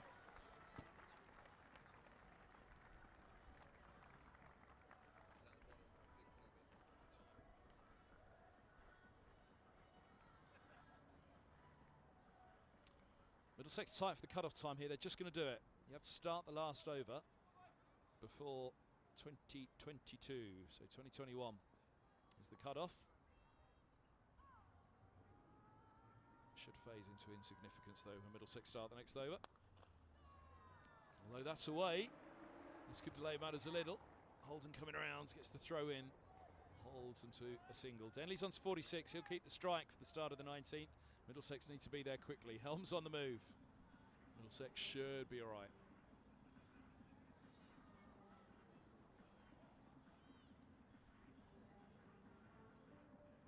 Pinky getting ready Come on, I want to see some more moves. Yes, you. Go on, Raj. Come on, Pinky, what are you doing?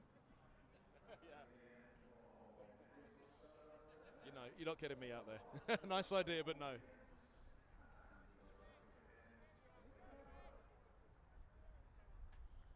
Blake Cullen's bowled the last over. Noah Cornwall bowled the first, but it's too experienced to finish.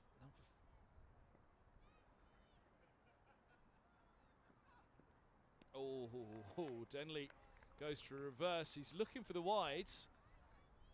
He's saying that's not a reverse. Umpire says yes, it is.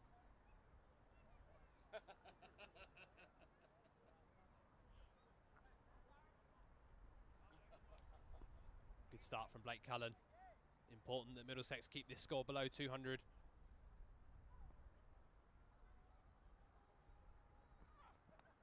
Up in the air. Oh, it's going to go for 4 runs. We're in line for that one as well. See it drop just short. A little bit of luck. That's Denley's 50 though. He's earned that bit of luck. He's been brilliant once again against Middlesex. He always does well against his old county. 50 from 31.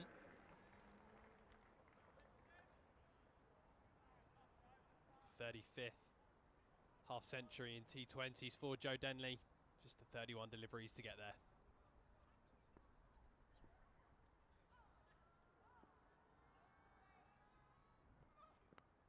Goes up in the air again with this one. He's going to get away with it again. Slices it for 6.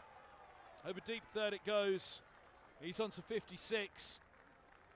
And Spitfires are up and over 200. 7 4s and 2 6s now in this innings for Joe Denley.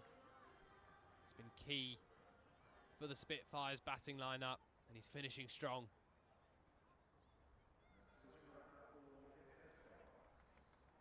That run rate back up over 10. Where does this go? Final 3 deliveries now. Cullen versus Denley. Youth versus experience. Swings that one away. How much has he got of it? Not enough. 2 underneath it. And Holman settles. I'll have it. Cracknell coming around as well. Fingers to the sky for Denley. The umpire's finger goes to the sky as well. Denley's got to go. 56 from 33 deliveries in the end for Denley. Really brilliant knock has ensured that the Spitfires backed up that start, gets them up and over 200. It'll be a winning score on most occasions to get over 200. It's certainly going to be a brilliant match down. Middlesex will not feel out of this tonight because there are short boundaries. Got to factor that in. It's also a quick pitch as well, as we've seen that ball coming on nicely.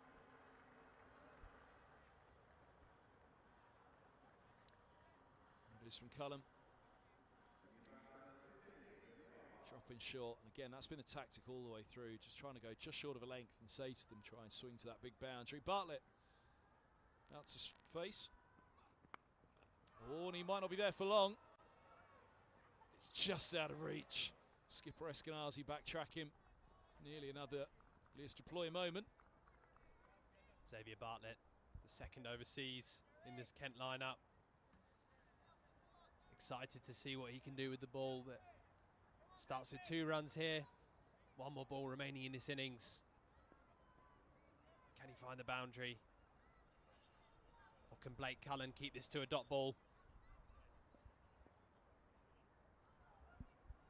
Last ball of the innings. Slap down the ground so long on. They'll try and turn it into 2, put the pressure on the fielder. There shouldn't be 2. Is there? Ah, yes, there is. It's good running. Really, really good running from Stewart. Ran that first one like an absolute sprint. Bartlett ends with 4 from 2. Stewart 5 from 3. Middlesex have been set 206 to win here at Chelmsford tonight. It's going to be a tall order. Anything over 200 is always a tough chase, but you can't rule it out though. Short boundaries. Brilliant start from Kent. Middlesex fighting back in the middle, but the Spitfires have flown back into this at the end. There's the rundown. Crawley and Bell Drummonds, they really did give it an ominous start, but Helm picking up Crawley, and then 2 in 2 for Bell Drummond, and Billings falling to Holman. Also Pitmay, who was a danger man, but that Denley 56 held it all together in the middle order. bowling card, well, those economies, look at Holman. And that last over, to think, 2 sixes in the last over conceded by Holman. Even still going at an economy of just below 7, 3 for 27. That really is standout. It's almost man of the match performance there from Holman if Middlesex win it. Although somebody with a bat's going to have to go pretty big here at Chelmsford tonight. We're going to take a break. Tom Ford and myself, Kevin Hand, will be back for the chase in a few minutes' time. 205 for 8 Kent haven't been put in. 206 the target for Middlesex. We'll be back after the interval. We'll start with a few words from our sponsors.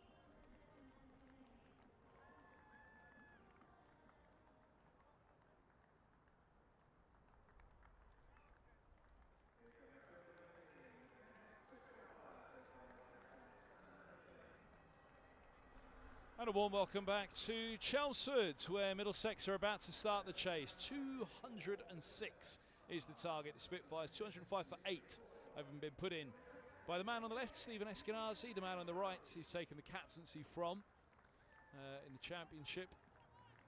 Leas Deploy, there was no Toby Rowland-Jones, the club captain this week in the game at Lords, so Deploy was in charge. Deploy and Eskenazi are in charge at the top of the chase. Change up at the top, so Deploy and Eskenazi the openers now. Ryan Higgins penciled in at 3, Max Holden at 4, where his skill against spin will be able to be deployed that little bit better. Jack Davies at 5, and a real powerhouse mid-order. Cracknell, Holman, Helm. I think perhaps Cracknell might come in ahead of Davies at 5. Brooks moving down to Cullen. Can't tell you too much about Cornwall's batting, but even Cullen at 10 can swing it. But Middlesex will hope this will be a top-down chase, really get a lot of the work done at the beginning. Xavier Bartlett is going to open up from the Hayes close ends. Right arm over, 2 slips in place. A bit of shape on that as well. On the other hand, just a little bit of away swing from Bartlett. Floodlights on now, taking full effect. It was pretty dark when we began the match here at Chelmsford this evening. Middlesex playing the home fixture here at Chelmsford. A couple of rounds in the Blast. But yeah, if there'd have been an out ground this evening, might not have been any cricket at all. With the conditions overhead and underfoot.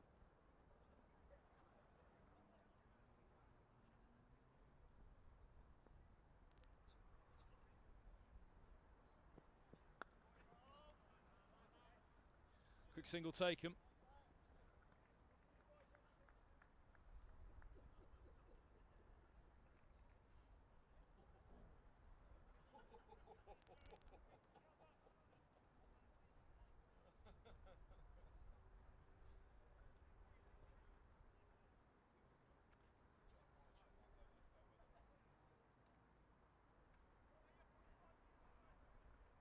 First ball for Leas Deploy.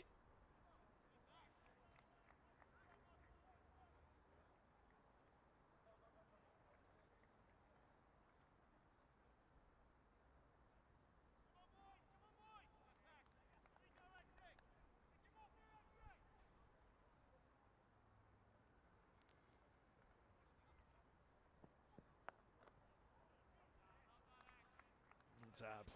Let's give it the charge. Bartlett always does. Deploy always does. He's always on the move.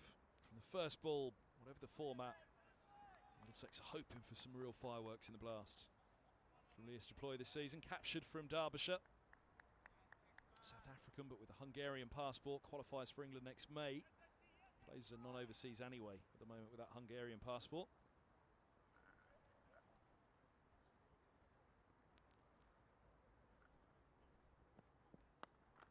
Swung down the grounds. Chase here for Stewart. It's holding up. Stewart with a good slide. It's it back in. He was quick about that. First run, the last ball of the Kent innings. Managed to get back for 2, and he's done well there to prevent the first boundary for Middlesex.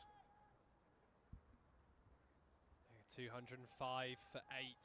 The Spitfires, a good score, but still a gettable target for Middlesex. They'll want one of these experienced pair, Stevie Eskenazi and Leas Deploy, one of them to go on and build an innings. Use the feet again, drags it with the inside of the bat, picks up 2. Couple more. He's got 4 from 3. Good start from Xavier Bartlett, Australian overseas, 25 years of age, averaging just 21 with the ball in T20s.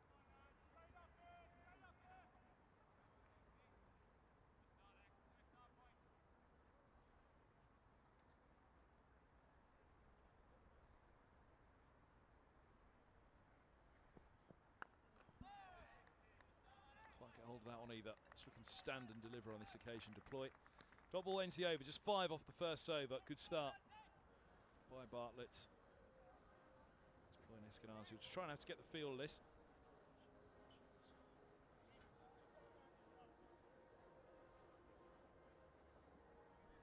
Clouded over a bit here. Actually, that really looks picturesque, doesn't it? Under the floodlights. Lovely colours. Up and down. greens of the pitch and the greys of the sky. It is pretty dark at the moment. I've had my rain alarm go off a few occasions, but we haven't had any interruptions in the match yet. Swanepoel. Swanepoel from the Sir Alistair Cook end. Pace off. Eskenazi through the shot. They'll look to bowl very straight here. Spitfires bowlers not give these batters any width. Swanepoel bowls a heavy ball.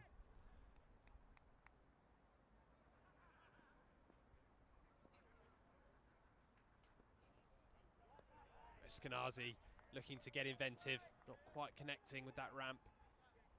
We saw it a few times in the Kent innings. Those short, straight boundaries.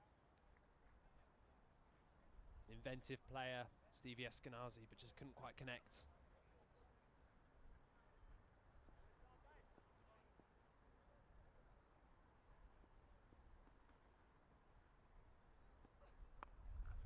Bit of shape back in on that one again. Time in here. I wonder with the floodlights on, is there just an extra little bit of movement, an extra little bit of shape out there for the Kent openers with the white ball? We shan't mention the pink ball match under floodlights against Kent, but certainly here it just feels as though it's like struggling with their timing at the start of this innings, which Drummond and Crawley certainly didn't at the start of the Kent innings. Keep an eye on that movement, there's certainly a little bit. There you go. Eskenazi thinks so as well. It's just a little bit of movement out there at the moment. Is it the floodlights?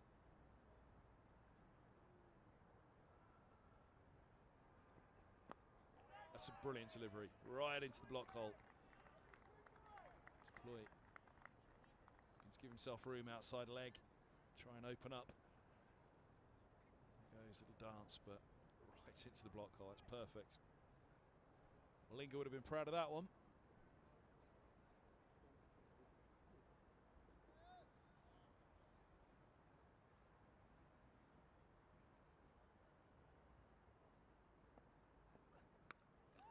Underneath it, scooped it up in the air and it's going to land safe. First stroke of luck for Middlesex in the chase. Deploy looking to throw caution to the wind. Nearly sent it down the throat of deep third with that open face.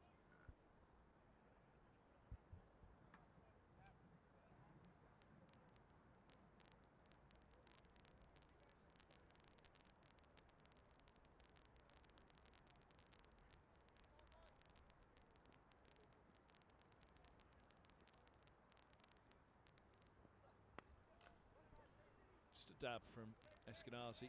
Quick single, that's good. The Middlesex skipper. It's only 3 off the over though, which is excellent from Swanepoel. Outstanding for Kent. Good start this. Just 8 off the first 2 overs in the chase. Required rates up and over 11. Or it's up at 11 indeed. The current is 4. Middlesex just need to get the feel of this right now. Yeah, very good start from the Kent openers. Just the 8 runs coming from 2 overs. No need to panic just yet. But these Middlesex openers want to look to get on the attack pretty quickly here, make the most of this power play.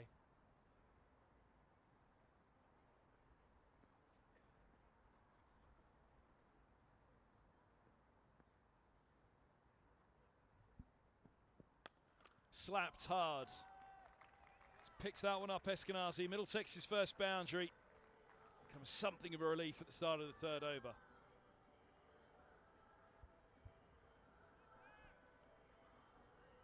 Into the slot, just swinging it away into the onside. Middlesex skipper.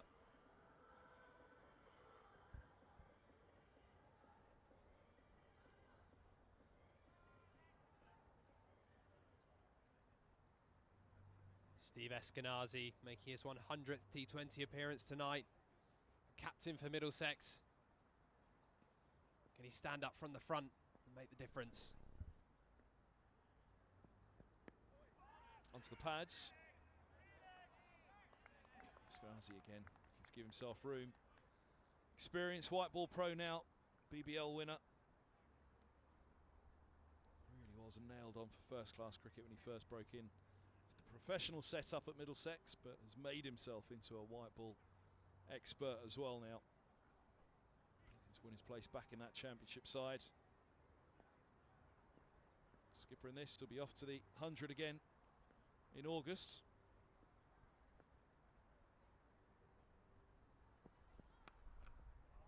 Drags that one to quite time it.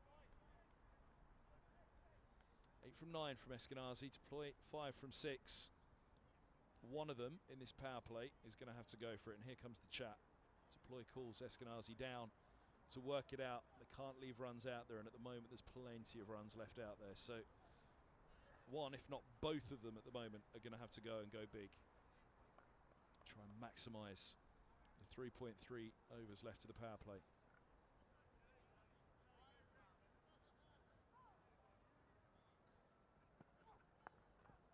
Width, you don't have to do too much with that. Deploy just offers the bat.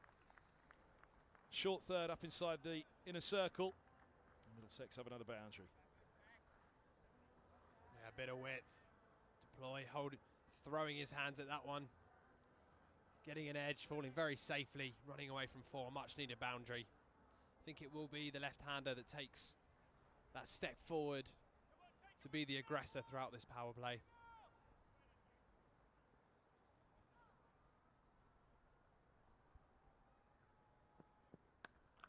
Up in the air, swings it hard. Has he swung enough of it? This could be this could be the catch of the night if that was taken.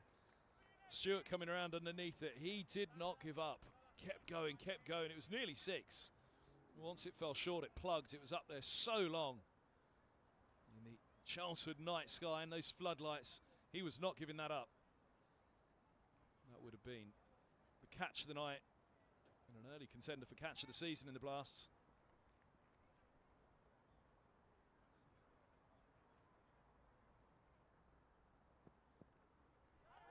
Swing across the line, there's an appeal, but not out the call. 19 without loss after 3. So when Lewis Deploy took that catch, first one to go to get rid of Crawley, he thought catch of the night, and then all of a sudden Helm outdid him. There's the swing and the miss to end the over. 19 for no loss from 3 overs in comparison. Kent with 38 for no loss at the end of the 3rd over. So Middlesex have got a bit of catching up to do here. Required rate already at 11 and over. Grant Stewart into the attack.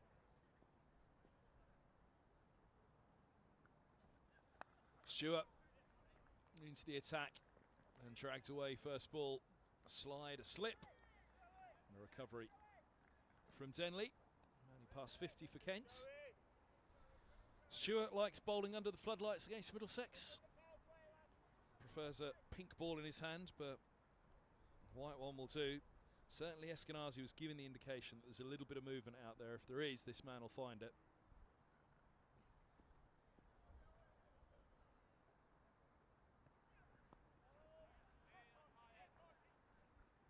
I think 2, but just a single. Good tumbling stop. Yeah, good short format bowler, Grant Stewart. 66 T20 wickets, an average of 24, strike rate of 16.5. Varies his pace, varies his length, lots of slower balls. We'll look to get the Middlesex batters playing square to those long boundaries.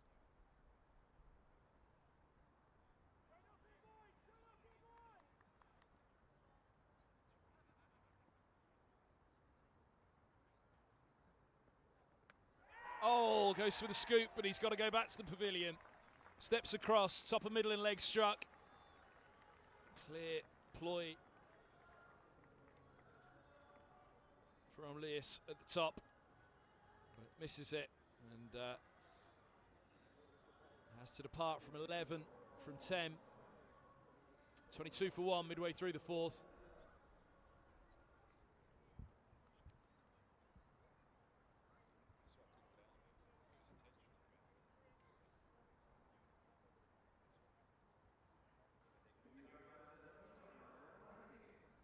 Change up to the batting lineup this year. Higgins coming in at 3. Holden will be at 4, where he'll be asked to play a bit of the spin. Interesting, Cracknell has been up at opening and number 3, but Middlesex are changing it up this year with the batting lineup. And Higgins is out there because top of middle and leg splattered by Stewart. Ryan Higgins off the back with that 106 against Sussex, the championship game at Lords. Got a big job to do here. He's been in wonderful form.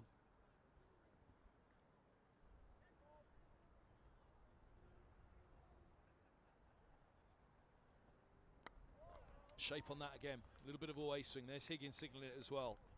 Stewart will like this. Floodlights on. Swinging ball. Middlesex batting. There it goes. Just late. That went. You don't get a lot of swing in T20 cricket, so you really want to make the most of it when you do. Grant Stewart, he started this first over really well under the floodlights. Dark skies, the ball moving. Swings that into the air. Needs some space as well at deep mid-wicket. Might plug and stop. It's got a chance for 2 of them. Oh, it's agonising. Brilliant stop. Absolutely outstanding from Joe Denley, coming around from deep square. In the ears once again.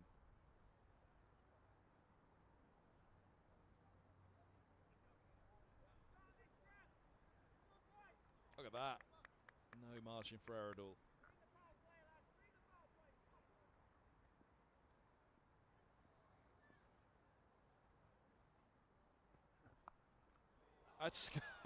That's no chance at all for Denley. There's the chief exec, Andrew Cornish, Ethan Bamber in the front row. Catch it, Ethan. I hope he's watching the live stream. Eyes on the ball at the T20. Oh, Gatt at the back as well. Gatt should have been out the front. Fine pair of hands he had. Short leg fielder didn't put him down. Great pick up there from Ryan Higgins. We saw a similar shot the ball before. This one a little bit behind square. Nearly breaking some windows. Much needed maximum for Middlesex.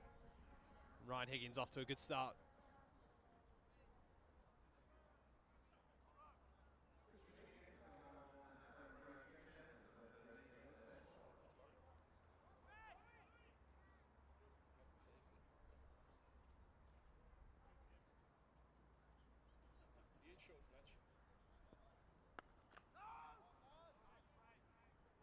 One for 1 it was at the end of the 4th. All eyes were on that 6, the Stewart performance. Middlesex fans, put your fingers in your ears for the 2018 match at Canterbury. Pink ball match, which horribly wrong for Middlesex. Oh, that's gone horribly right for Higgins. Oh, thumps the top of the stands. Felsted School advertising board over there at Cow Corner. Now this is what Bell Drummond and Crawley were doing at the top. 6 and a 6. Oh, Bamber was watching. Just wasn't going to move. Car park there, Ethan.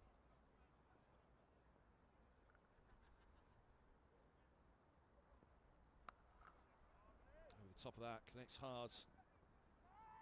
Forehand smash almost from Higgins that. Really did hit it hard, clubbed it away into the onside. Just a single though. 38 for 1. That match then, Kent 241 all out. Middlesex were shot out for 56 as Stewart picked up 6 for 22 from 10.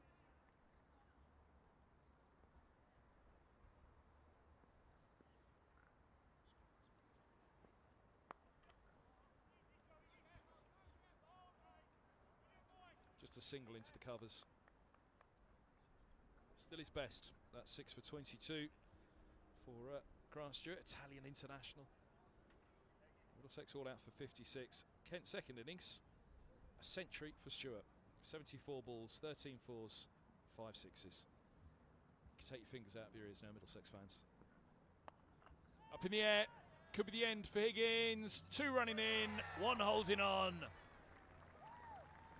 Second wicket falls. Bartlett has the catch. Sonopol has the wicket. And Higgins, brief cameo in the power play, jolts Middlesex along. Not quite to where they'd like to be though.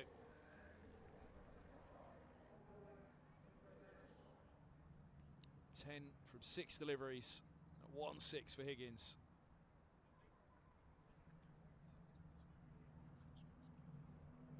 .39 for 2 it is, with 1 ball to come at the 5th. Middlesex with a slow start. It's turning into a stuttering start now for the hosts at Chelmsford.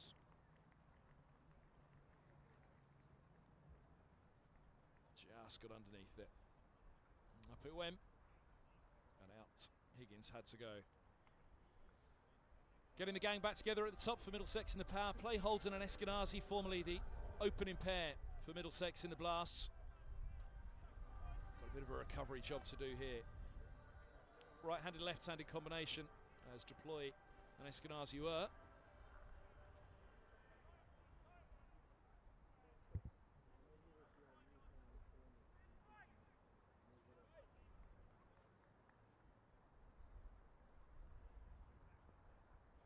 Two slips in place and Holden gives it the charge. It's through to the keeper. It's a dot ball. It's the end of the over. 5 done. Wicket of Higgins gone for 10. 6 at the start for Middlesex, but a wicket by the end. End of the 5th. 1 to go. The power play here. Middlesex chasing 206. They're 39 for 2. In at number 4, Max Holden hit 121 against Kent last year at Lords. In the T20, still his highest score in T20s. 200s to his name, 650s. Strike rate of 144. Middlesex will need him to get going in this innings here. Nice, Eskenazi stepping across, looking to paddle. Stewart's getting some movement out there. Slower ball, the response for the bowler. Bowling very well here, Kent. It does look just a little bit harder for the batters in this second innings. Maybe those darker skies. 20 overs into this already used pitch.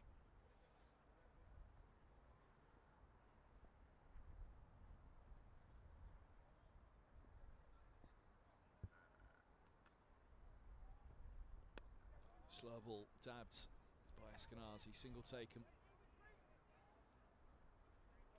Back to Holden. Middlesex, can they gamble a third in the power play? As they need to settle in.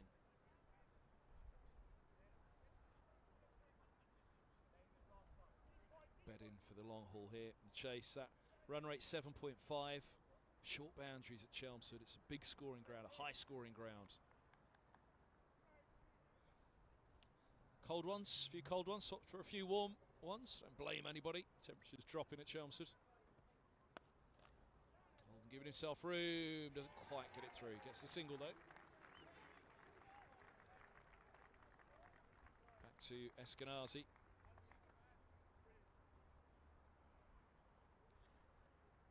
Still a few cold ones to go. Hot dogs. Chops. Oh, split loyalties there. Where does the kid sit in the middle there? Could be the aunt and the uncle, mum and the dad, whoever it is. He's stuck in the middle of the pair of them.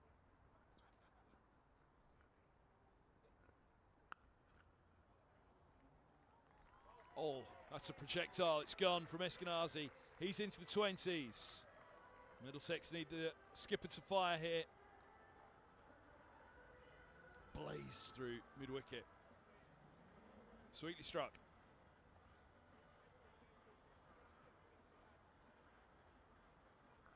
Mid-wicket, deep backward square, the two closest fielders. No chance for either of them.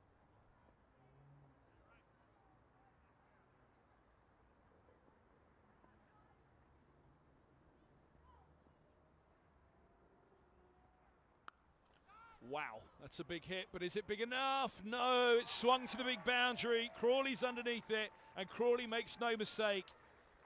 They have the set batter. Eskenazi's gone for 23 from 17. 45 for 3, a third wicket in the power play.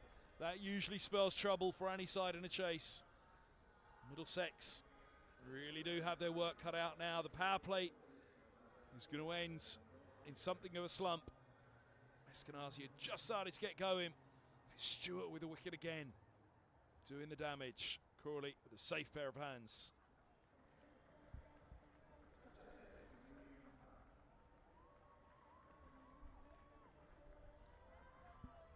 Biggest wickets are square on here at Chelmsford. It's always been the case at Chelmsford. If you're in a central pitch here, you're pretty much nailed on as a bowler to say you're going to ask the batter to swing across the line. Don't let them swing down the grounds. Sure, mixing up the pace as well meant Eskenazi had to go across the line with that one. Couldn't risk going downtown. Members Pavilion looking pretty popular with the Middlesex members tonight. Last ball of the power play. Jack Davies comes out ahead of Cracknell at 5. Will Cracknell be? Well, the hope be that he'll be a finisher at the end. Davies, welcome to the middle, welcome to the match. Has it gone the whole way? 4 signal by umpire Bainton, just short. What a start from Davies though. Boundary first ball. And Stewart, well, they've all been struggling to get him away. Around the wicket to the left-hander, that helped with the angle, didn't it? But goodness me, that went very nearly all the way. Just short by the looks of it. That was the call from umpire Bainton. End of the power play, 6 done, 49 for 3. In comparison, Kent at the end of the power play, 70 for 1. So those extra 2 wickets on the Middlesex scoreboard will hurt them. 3 wickets in the power play can usually spell danger. A good start from Jack Davies there. And spin into the attack.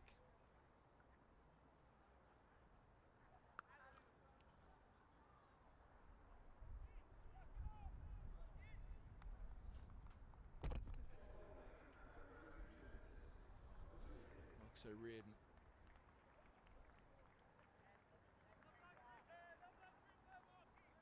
Bit of wind across him.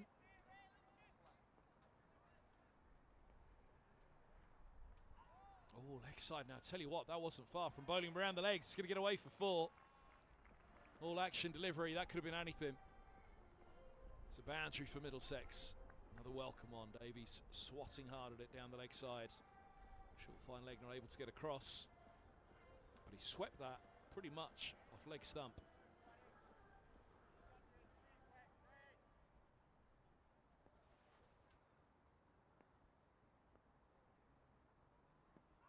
Oh, that's tight again. Off break bowler around the wicket is Davies. Back and across, looking to work to that leg side.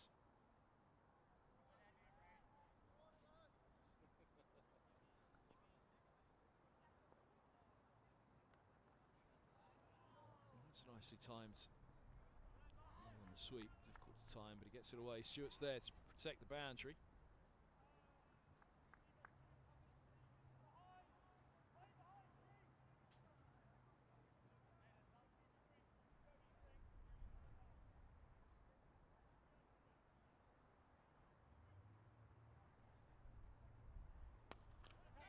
Giving himself room, Hold'em. But gives another catch to Kent. It's Crawley again in the deep. Holden holds out. Middlesex are 4 down in the 7th. Reardon strikes in his first over. Holden looking to take on the spinner. That's what he's been dropped down into the middle order to do, to be an expert player against spin. Middlesex getting themselves in a spin here at the top. 55 for 4. Yeah, Middlesex in real trouble now. Big wicket of Max Holden. Looking for the big shot. Can only find Zach Crawley in the deep. Middlesex 55 for 4. The required run rate now, nearly 11 and a half. A lot of work to do. And Joe Cracknell walks to the crease.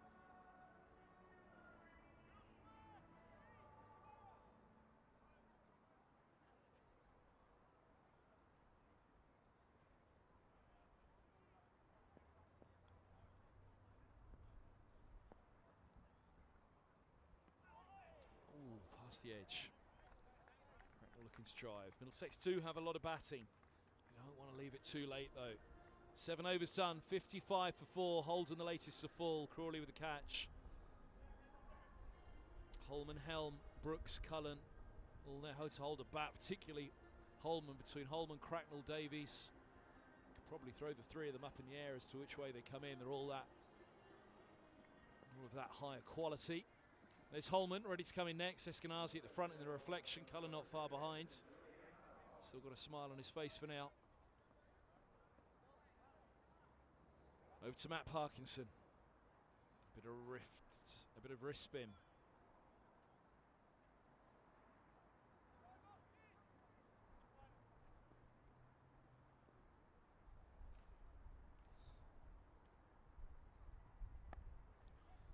Well, Holman was the key bowler for Middlesex. If Parkinson comes in, turns Middlesex in circles here, then it's going to be a real problem for the hosts on the night.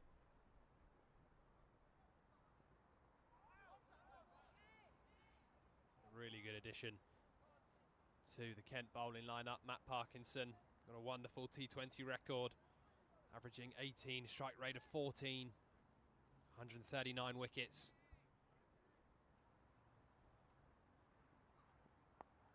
Swept hard. I'll get reward for it. Slide on the ropes. Yeah, out there, getting around. Holds into a couple. Middlesex. We talked about consolidation around the 9th, 10th over of the Kent innings. It's now for Middlesex. They've just got to bed in, get a partnership going between these two.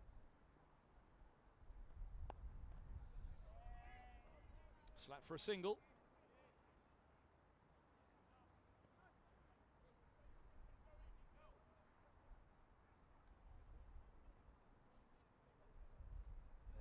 Started this second innings really well, Kent. They've come out with clear plans.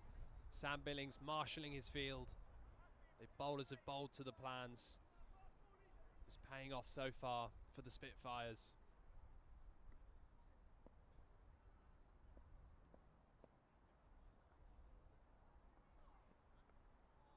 Swept fine, straight to the fielder.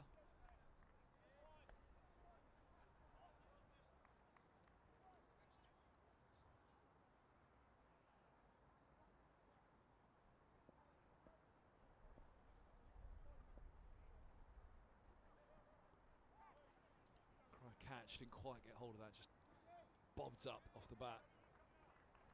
Single to end the over, so 8 down, 59 for 4. Kent had a clatter of wickets at the top, clatter of wickets for Middlesex. I've seen the skipper back, Stephen Eskenazi. I'm going to guess that's Richard Johnson in the doorways having a chat with the head coach. Just out of shot, I think it is. Just recognise him, peeking his head through.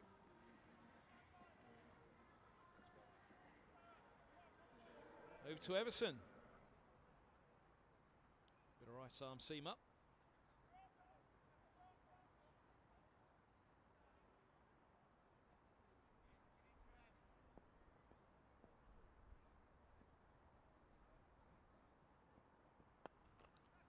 Width on that's dragged down to long on by Cracknell, single for Cracknell.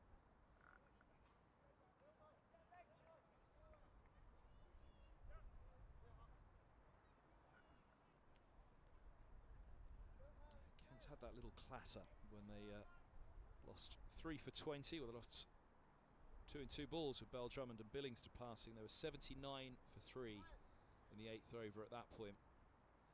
Middlesex one partnership will tighten it up here.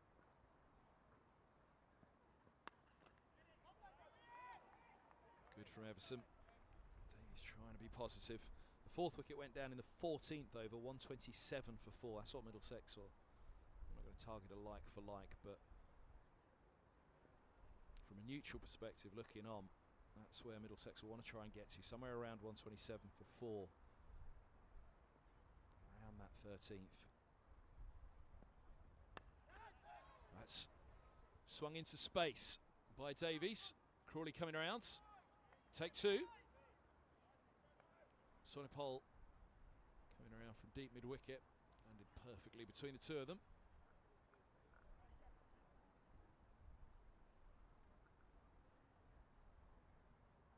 Another little slow up in the 17th when they lost Everson and Swanepoel. 154 for 5, 158 for 6.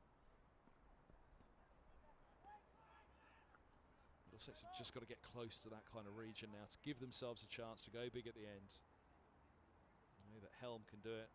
Brooks has got a track record. Cullen good with the long handle as well. But it's this partnership and Luke Holman that really needs to try and get Middlesex somewhere close for those final few overs.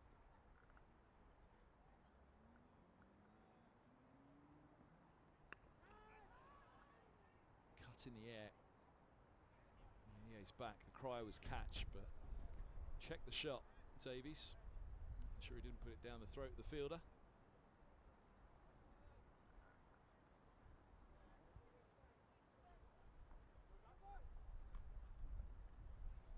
Very good first over here from Joey Everson, just the 4 runs from it. Run rate creeping up with every delivery, getting close to 13.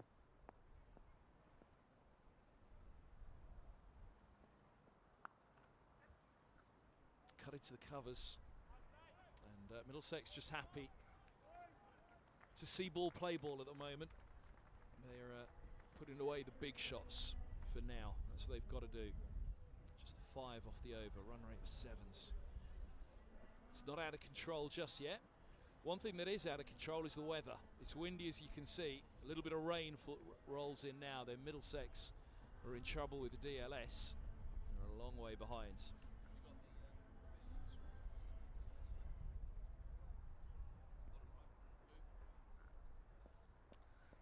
No rain just yet. If there were, 98's that DLS. Oh, big shot. Comes out with the reverse sweep. Has he got him? He has. He's bowled him around the legs. Cracknell's gone. First time Middlesex have gone for a big shot in a couple of overs. Just trying to get things moving again. Cracknell goes for 3 from 6. Big disappointment for him. He's a powerful, powerful batter. Middlesex have got a few in the top order. It's just not coming off for them today, though. Davies still there on 15 from 12. He's been a hero in the past. So is Luke Holman. They've got an awfully big job to do now. Parkinson. There we go. Goes for the switch hit. Oh, round the back. Snap of the head from Cracknell. See the leg stump struck. Drags himself off for 3. Middlesex 64 for 5. Real trouble for Middlesex. Required run rate over 13. Half the batters back in the shed. They found it really difficult in this second innings. Kent bowled very well. Matt Parkinson, a wonderful limited overs leg spinner, getting his first wicket of the night.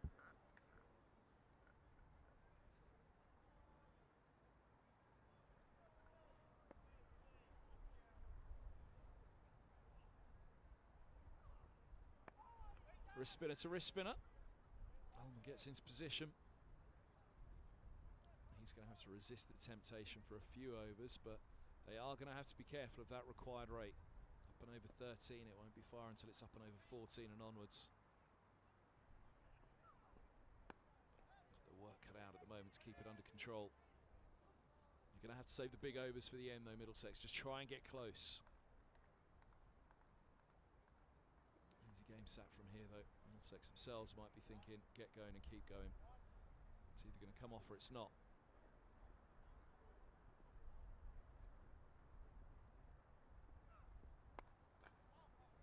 Toe end from Davies, doesn't get hold of it, perhaps saves him in the end, offering it back to Parkinson, doesn't carry.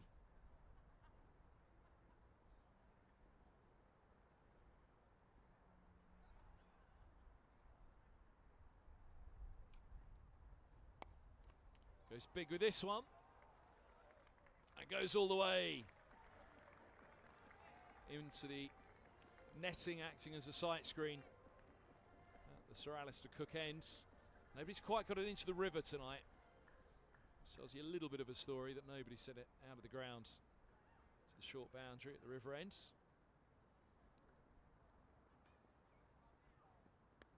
Goes again. There's a lot of space on that onside for Davies. Drags that one, just a single, deep mid-wicket, Mayeye.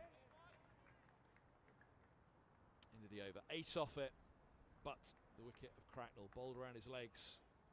Leg stump rock back. And Middlesex 5 down, 72 on the board at the halfway stage. They've got an awful lot to do. 134 required from 60 deliveries with 5 wickets standing. Wasp at the moment would be heavily in the favour of Kent here at Chelmsford. It's going to take something very, very special.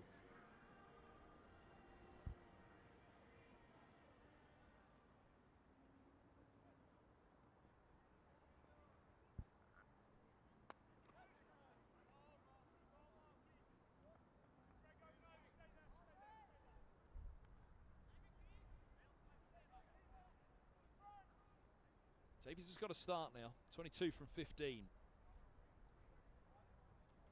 23 from 16 it moves to, but it's a good start for him.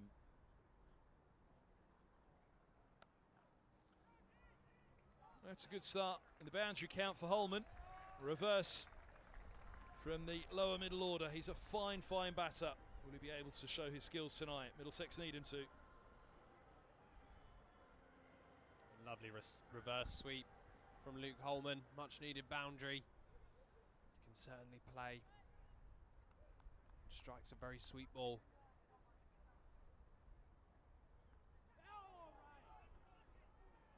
Not quite what he intended. Pick up a couple though. And we'll see. Middlesex need a little bit of luck on their side from this position.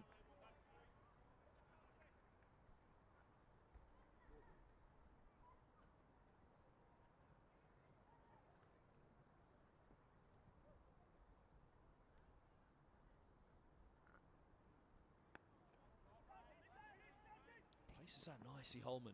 Think about 2 here and they're going to get back. Pressure put on the field, and that's excellent from Holman, it really is. Just gets it fine of the infielder, straight of the sweeper. He's 9 from 5, and it's this kind of endeavour that Middlesex need right now.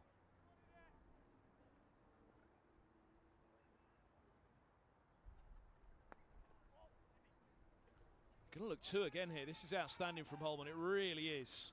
Huge, huge credit to the Middlesex number 7. It's clever cricket, it's intelligent cricket, it's skilled from the Middlesex left-hander. He's been around for a long while. Will this be his coming of age year?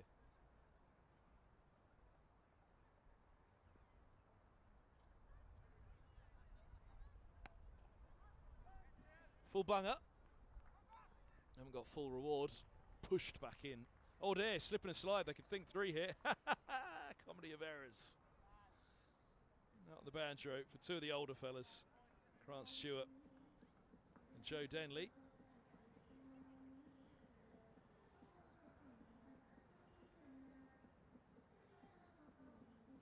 It's a bit more like Jimmy Stewart and Joe Carey out on that boundary, wasn't it? Slip and a slide. It's a good test for these 2 players. Jack Davies, 24 years of age, Luke Holman, 23, so 2 young batters. They've got an opportunity to do something special here. Can they build a partnership? Last over is much more of what Middlesex need. Matt Parkinson in for a second over.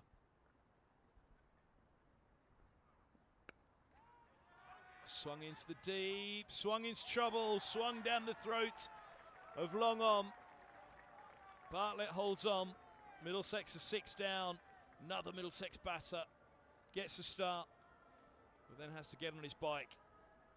Davies departs for 23, 85 for 6.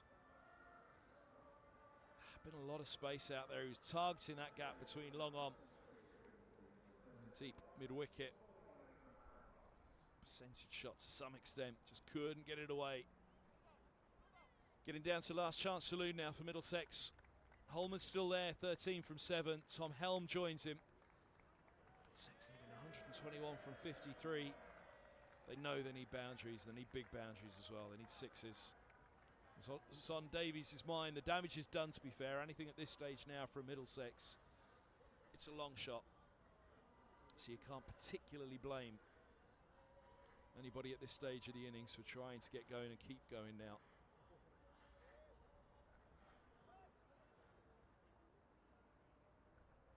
Tom Helm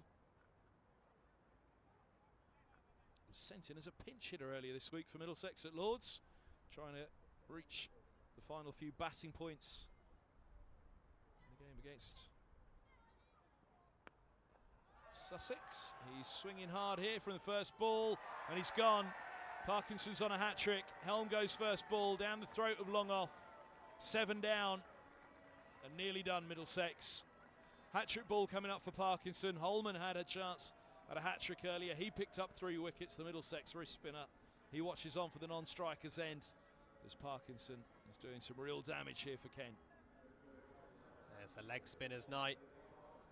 Like you say, Kev, Holman with 3 himself. Matt Parkinson quickly into his work and ripping through this Middlesex batting order.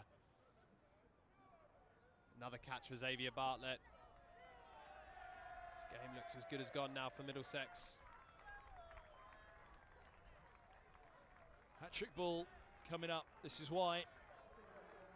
Helm looking to slap hard to the river end. We talked about that short boundary down there. It's been Middlesex's shortcoming. They haven't been able to clear it. Henry Brooks to face the hat-trick ball. We know he can play the shots. Middlesex at this stage perhaps even needs to think about the net run rate defeat here. They're going to start off with a heavy net run rate defeat unless they can bring this around to some extent. Oh, he's gone! The hat-trick's taken! He's hit it straight to extra cover. Can you believe it? Parkinson can't, neither can Kent. They're nearly through Middlesex here. A hat-trick has pretty much sealed it. They've been all over Middlesex in the chase, but Parkinson has come in and he's absolutely nailed it. Brooks is just looking to push, just looking for a dab. He's offered it straight to O'Riordan. Oh, good catch, low to his right. Catcher made it as well. Middlesex are making hard work of this chase. The hat-trick has pretty much finished it. 85 for 8.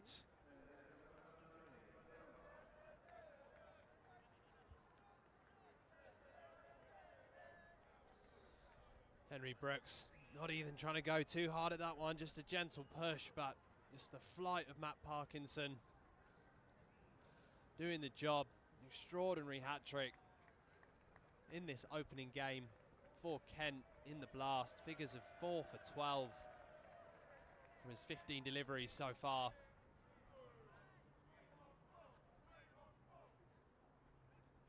Blake Cullen, the new basser. It's not 4 in 4, goodness me. I thought he was through that too early for a moment. Big smiles at slip from Bell Drummond. Billings behind the stumps. He'll be over the moon as well.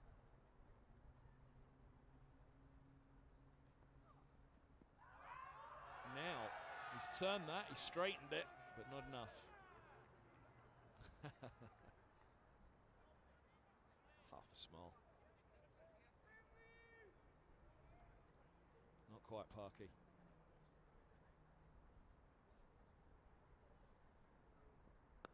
Oh, use of the feet. Cryer catch, it's cleared mid-on. Low full toss as Cullen charged. He's capable of hitting it far, and hitting it hard. What Middlesex do need to think about here is that net run rate. Hat-trick in the over for Parkinson. Finishes with the boundary. Middlesex's night is very nearly finished. What can they do to take that 117 run deficit down?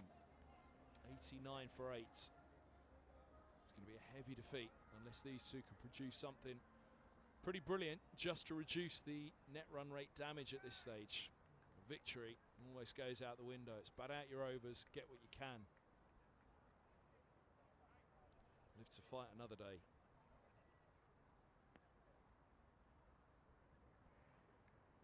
Leg side from O'Riordan.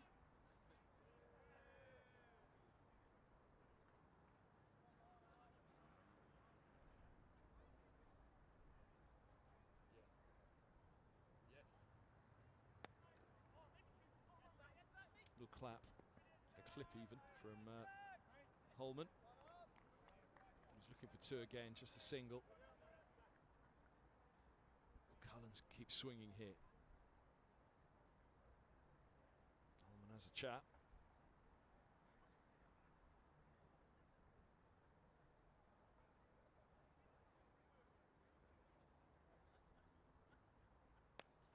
Here's the charge. Is it the start of the Middlesex charge? Cullen has got 2 boundaries to get off the mark here, a 4 and a 6. And he's caught them both sweetly. Lovely shot from Blake Cullen. Opportunity to get some runs on the board here. Back in the team. Picked up a couple of wickets. We'll look to get some runs. Launches again. They've now sent long on back, just a single. 97 for 8 in the 13th.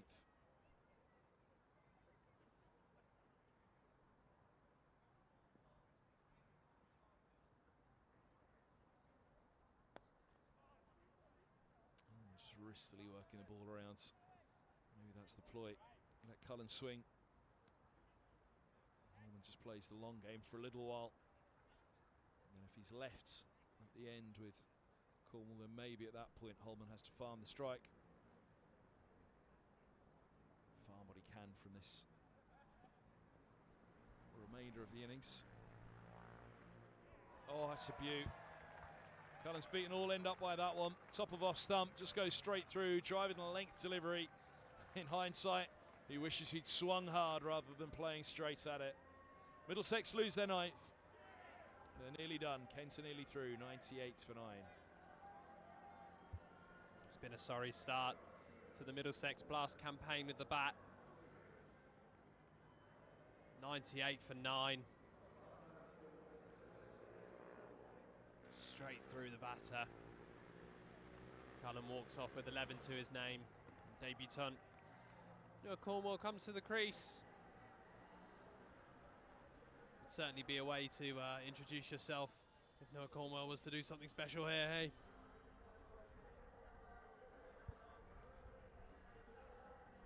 Yep. Maybe we're about to see the start of a burgeoning batting career for Noah Cornwall.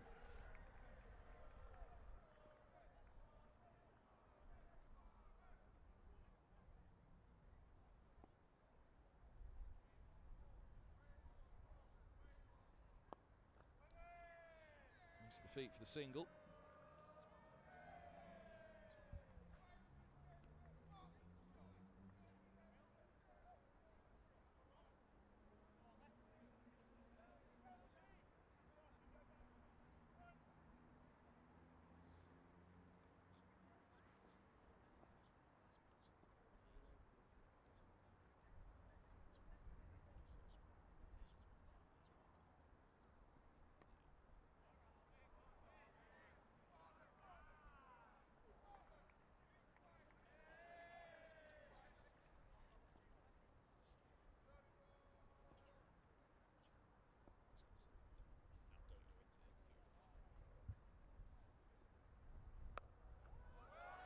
Hasn't quite connected, gets away with it.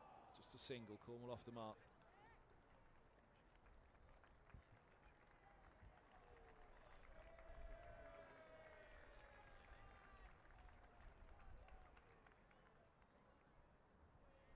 Up for Middlesex, and that first run for Cornwall.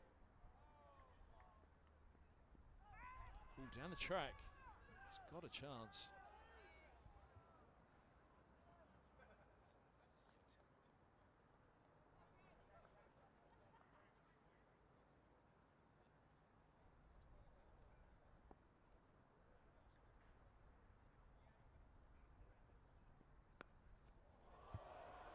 That's gone.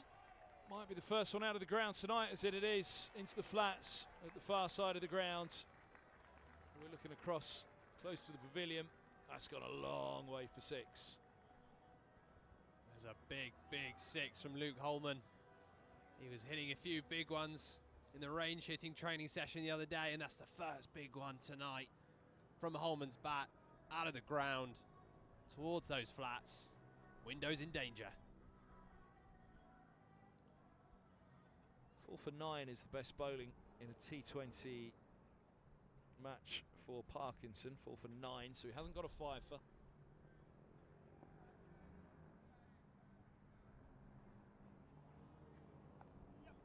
he's not going to have one tonight. A little dab for Holman, moves him to 23. End of the 14th, Parkinson finishes with 4 for 25 from his night. Middlesex after 14, a 107 for 9. You mentioned earlier, Kev, hitting a few into the river. Remember that innings back in 2008.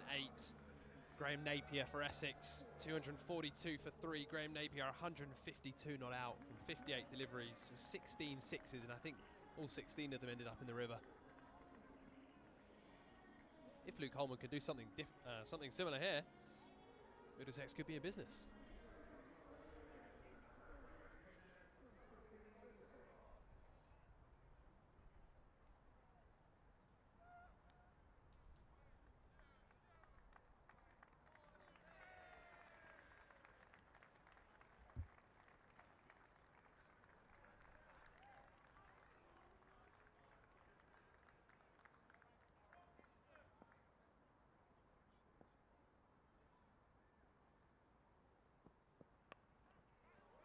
Gone.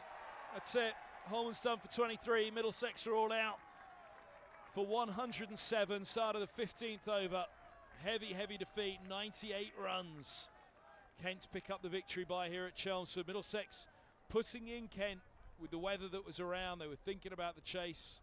Batting second. If there was a reduction in the number of overs, they'd want to bat second in a reduced chase. It hasn't turned out that way. The ball seemed to come onto the bat an awful lot better at the start of the match than it did at the start of the chase with the floodlights on. So 107 all out.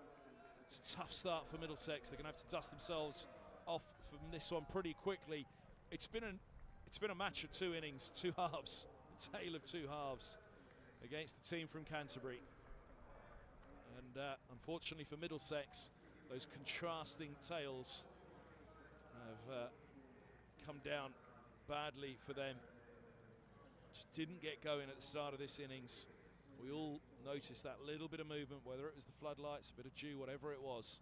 Just seemed to be doing a bit more at the start of the Middlesex innings. I think the Kent bowlers had worked out pace off as well, whereas Middlesex seemed to be hitting the middle of the bat pretty hard, just on a heavy length, trying to get Kent to clear those square boundaries. They did well.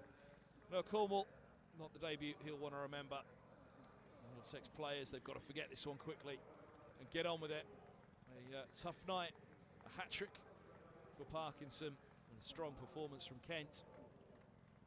Middlesex will be back here on Sunday to face Essex, which will be obviously a home fixture for Essex in that one. They will have that up their sleeve, Middlesex.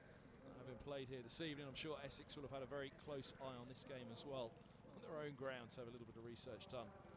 But 23, 23, 23, the 3 top scores for Middlesex. They just really couldn't get going. Couldn't get beyond the starts, but the standout figures there, 4 for 25 from 4 from Parkinson. That'll earn him the man of the match performance, the hat-trick as well, really with the final nail in the coffin for Middlesex. Tough start then here at Chelmsford for Middlesex. Dom, we'll be back next week at Lord's. Yeah, absolutely. Next Thursday, Middlesex with this game in a couple of days. We'll need a quick turnaround and then look ahead to Lord's in front of a home crowd. Get plenty of people in, and I'm sure this Middlesex team will be bouncing back. Look forward to that one, Tom. Thanks for your company tonight. Thanks for your company at home wherever you have been tuned in. Essex here against Middlesex. The next game for Middlesex, and as for the Spitfires, they are off to Southampton to face the Hampshire Hawks. Good luck to them. So thanks once again for your company at Chelmsford this evening. Not the start that the hosts wanted, Middlesex. Tough night. 205 for 8. It was a good score from Kent. It turned out to be an excellent one because Middlesex just couldn't get going in the chase. 107 they finish on. Tough start, but they'll have to shake themselves off pretty quickly and get back here on Sunday. There'll be a live stream of that one, of course, which you can pick up via the Middlesex website with commentary from myself, Kevin Hand, and a BBC Radio commentary for that one. The stream will be back next week at Lord's. Join us for that one if you can. From everybody here at Chelmsford, though, Kent Spitfires have won this one by 98 runs. It's a very good night to you all.